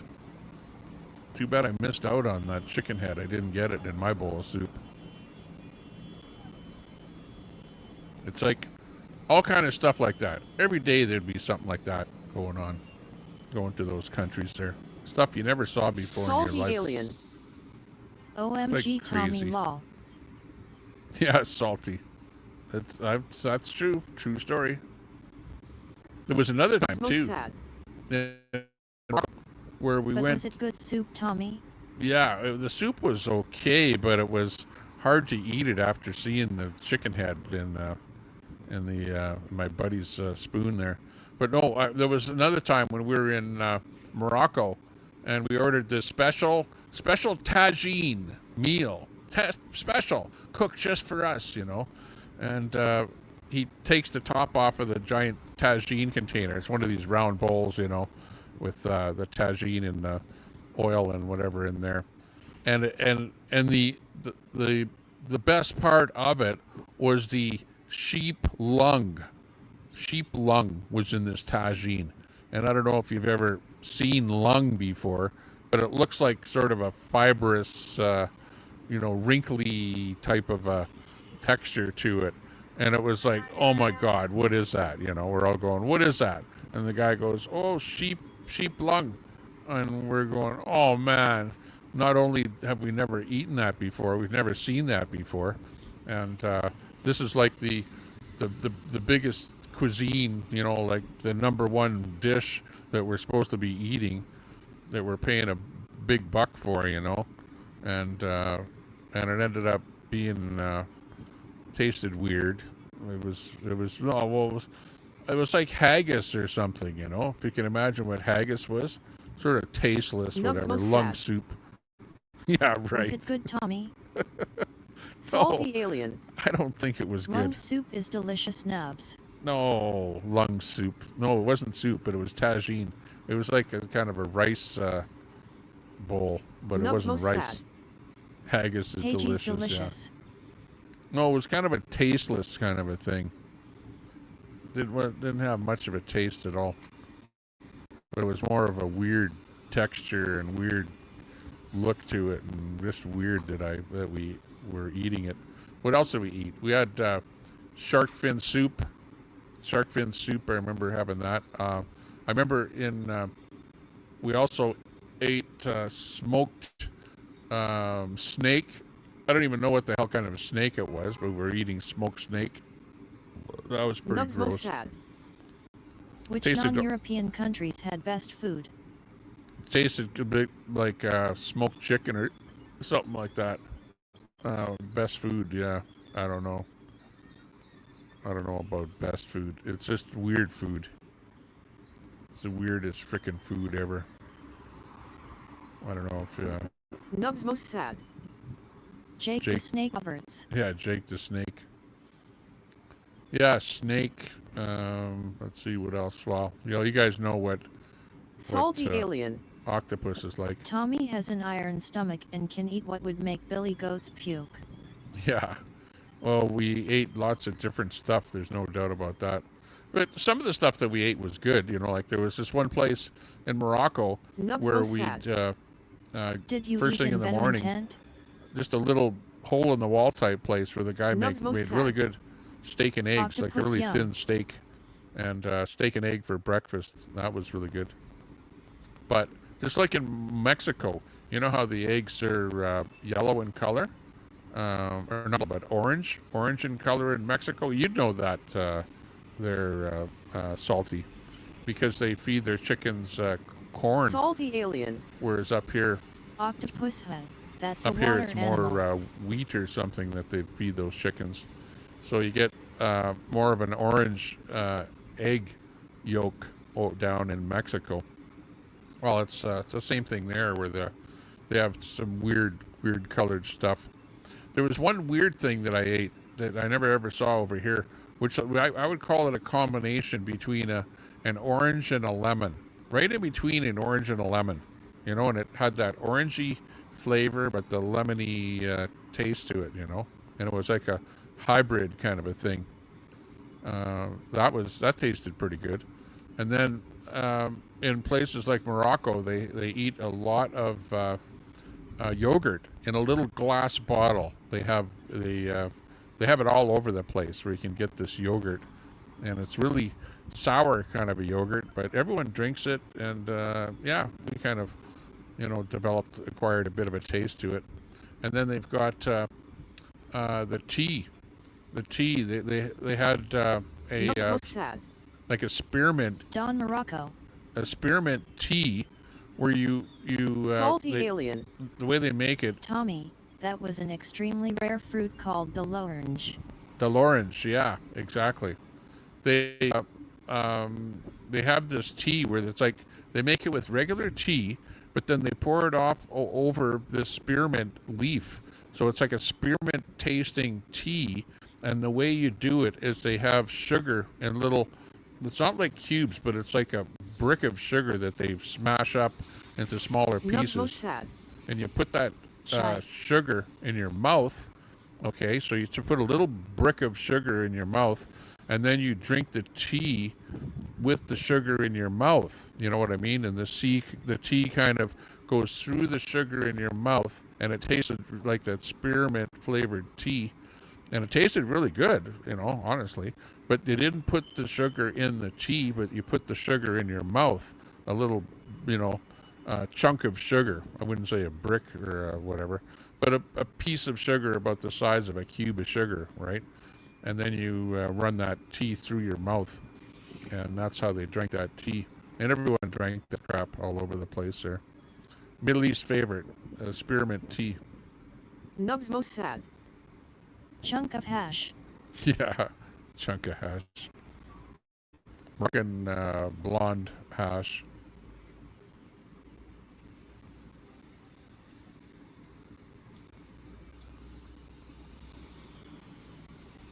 So yeah, brings back memories of being over there.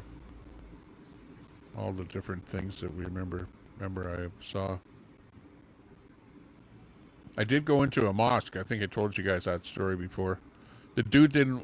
The guy that we were with, he took us into a mosque just to show us what it was like. Nubs most sad. Really stinky smell from miles away. And but the guy in the mosque Nubs most sad. didn't want us going in there. Camel spiders. It was like it was sacrilegious having a white Christian guy going into a you know, mosque. So he wasn't too happy that I was in there. Just to, you know, look around a bit and see what it was like inside. I didn't have to pray or anything like that. Not that I would know what to pray. But yeah, kind of got put into a weird position there to be inside of a mosque. And again, you had to take your shoes off to go into a mosque. Don't forget, take shoes off. Wash feet.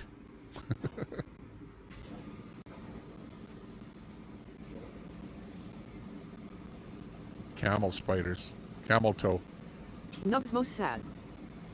We weren't allowed to enter. We had to be on the lookout for camel toe. I actually went on a camel ride too.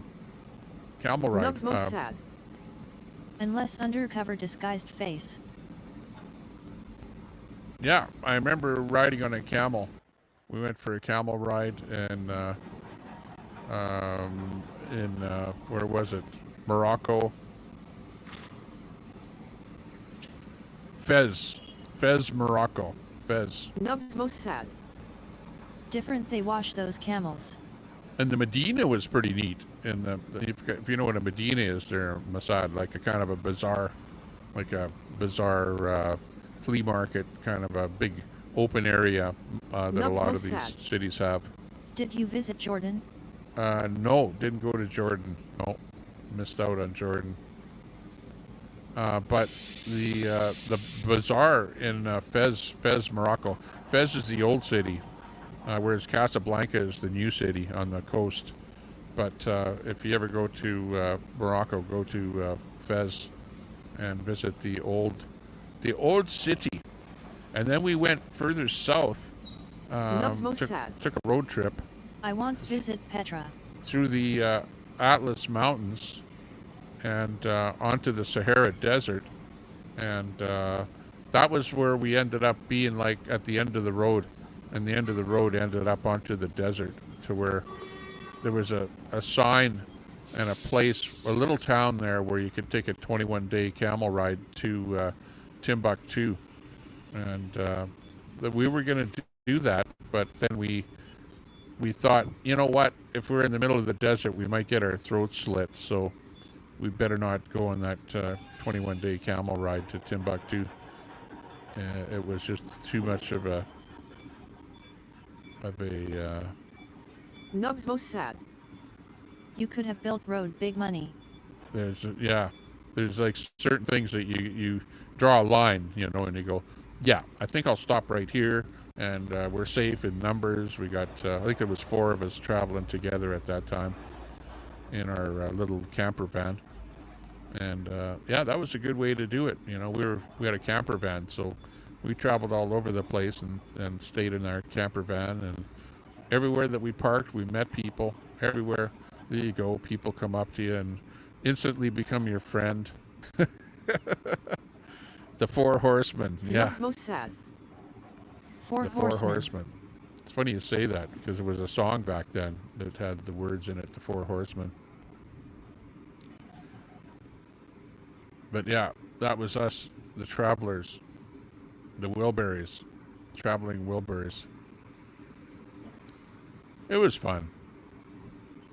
Glad that I did that back then, because I definitely did stuff back then that you probably couldn't do today. So it was worth it. Nub's most sad. Sabbatical. It was sabbatical, all right, yeah. It was so bad, Ickle. So bad. Hey, well, anyways, it's 2 o'clock my time, and I know that it's very late where you are, so I'm going to turn the stream off here and go to sleep. And now that I've got some software and stuff working on my stream here, we will maybe be able to go live here a little bit more. I always say that, and then I never do. But yeah, I might go live a little more often if I got the odd super chat, but because I don't get any super chats, I sort of lose interest in going live, if you know what I mean. You know what I mean. So for that reason, I don't go live all that often. But whatever, it is what it is. But it is fun playing with the software here and getting some stuff going and having a bit of fun on the internet here. But I'll say see you guys later. Take care. Stay out of trouble. And if you can't stay out of trouble, buy yourself an oil well. But make sure that oil is above $60 a barrel. Nub's most sad. Hey, ladies and gentlemen. Yeah. For expensive Tommy. I know. Nub's most sad. Okay, you guys. Stay out of trouble. Out in Alberta where the Rockies rise. Tommy Temper streaming with fire in his eyes from a lake house glowing in the moonlight's gleam. He's the YouTube king of the widest streams. Oh, Tommy Temper, you're a great guy. Battling trolls with a spark in your eye. Conspiracy theories, politics and fun. Streaming from the Rockies, you're second to none. Hot tub bubbling in the starlit skies. He's calling out the haters with truth in his lines. Talking about the world from the left to the right. Rocket tread countdown lift off. Rocket tread countdown lift off. Rocket tread countdown lift off. Nub's most sad. Alberta. Hey, nice seeing you guys. Take care. Stay out of trouble. And buy yourself an oil well, because you're going to need it in your car around anywhere. Lake house vibes where the mountains meet the stream. He's dodging all the trolls like a champion dream. From Alberta's heart, he's lighting up the night. Tommy Temper's truth is his guiding light. With a wink and a grin, he's taking on the fight. Spilling all the tea in the YouTube life. From the hot tub to the Rockies, he's living it free. Tommy Temper's the streamer we all want to see. Oh, Tommy Temper, you're a great guy. Thank you. Appreciate the kudos. Spark in your eye. Conspiracy theories, politics and fun. Streaming from the Rockies, you're second to none. But we're getting tired, and so are you. So have a good night. Get a good night's sleep. And we'll see you next time on the Tommy Temper Show. Woohoo! Hang on. Hang on. Hang on, just for you. Oh!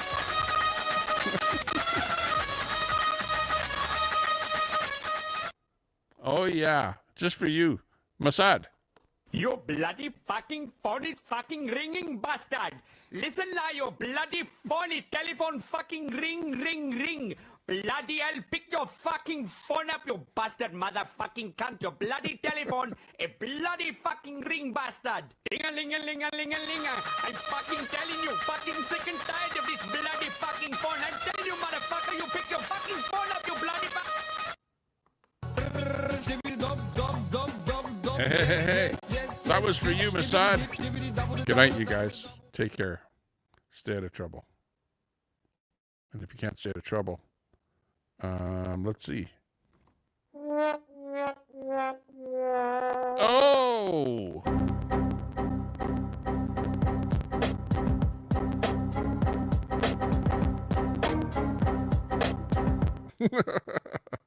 See you later.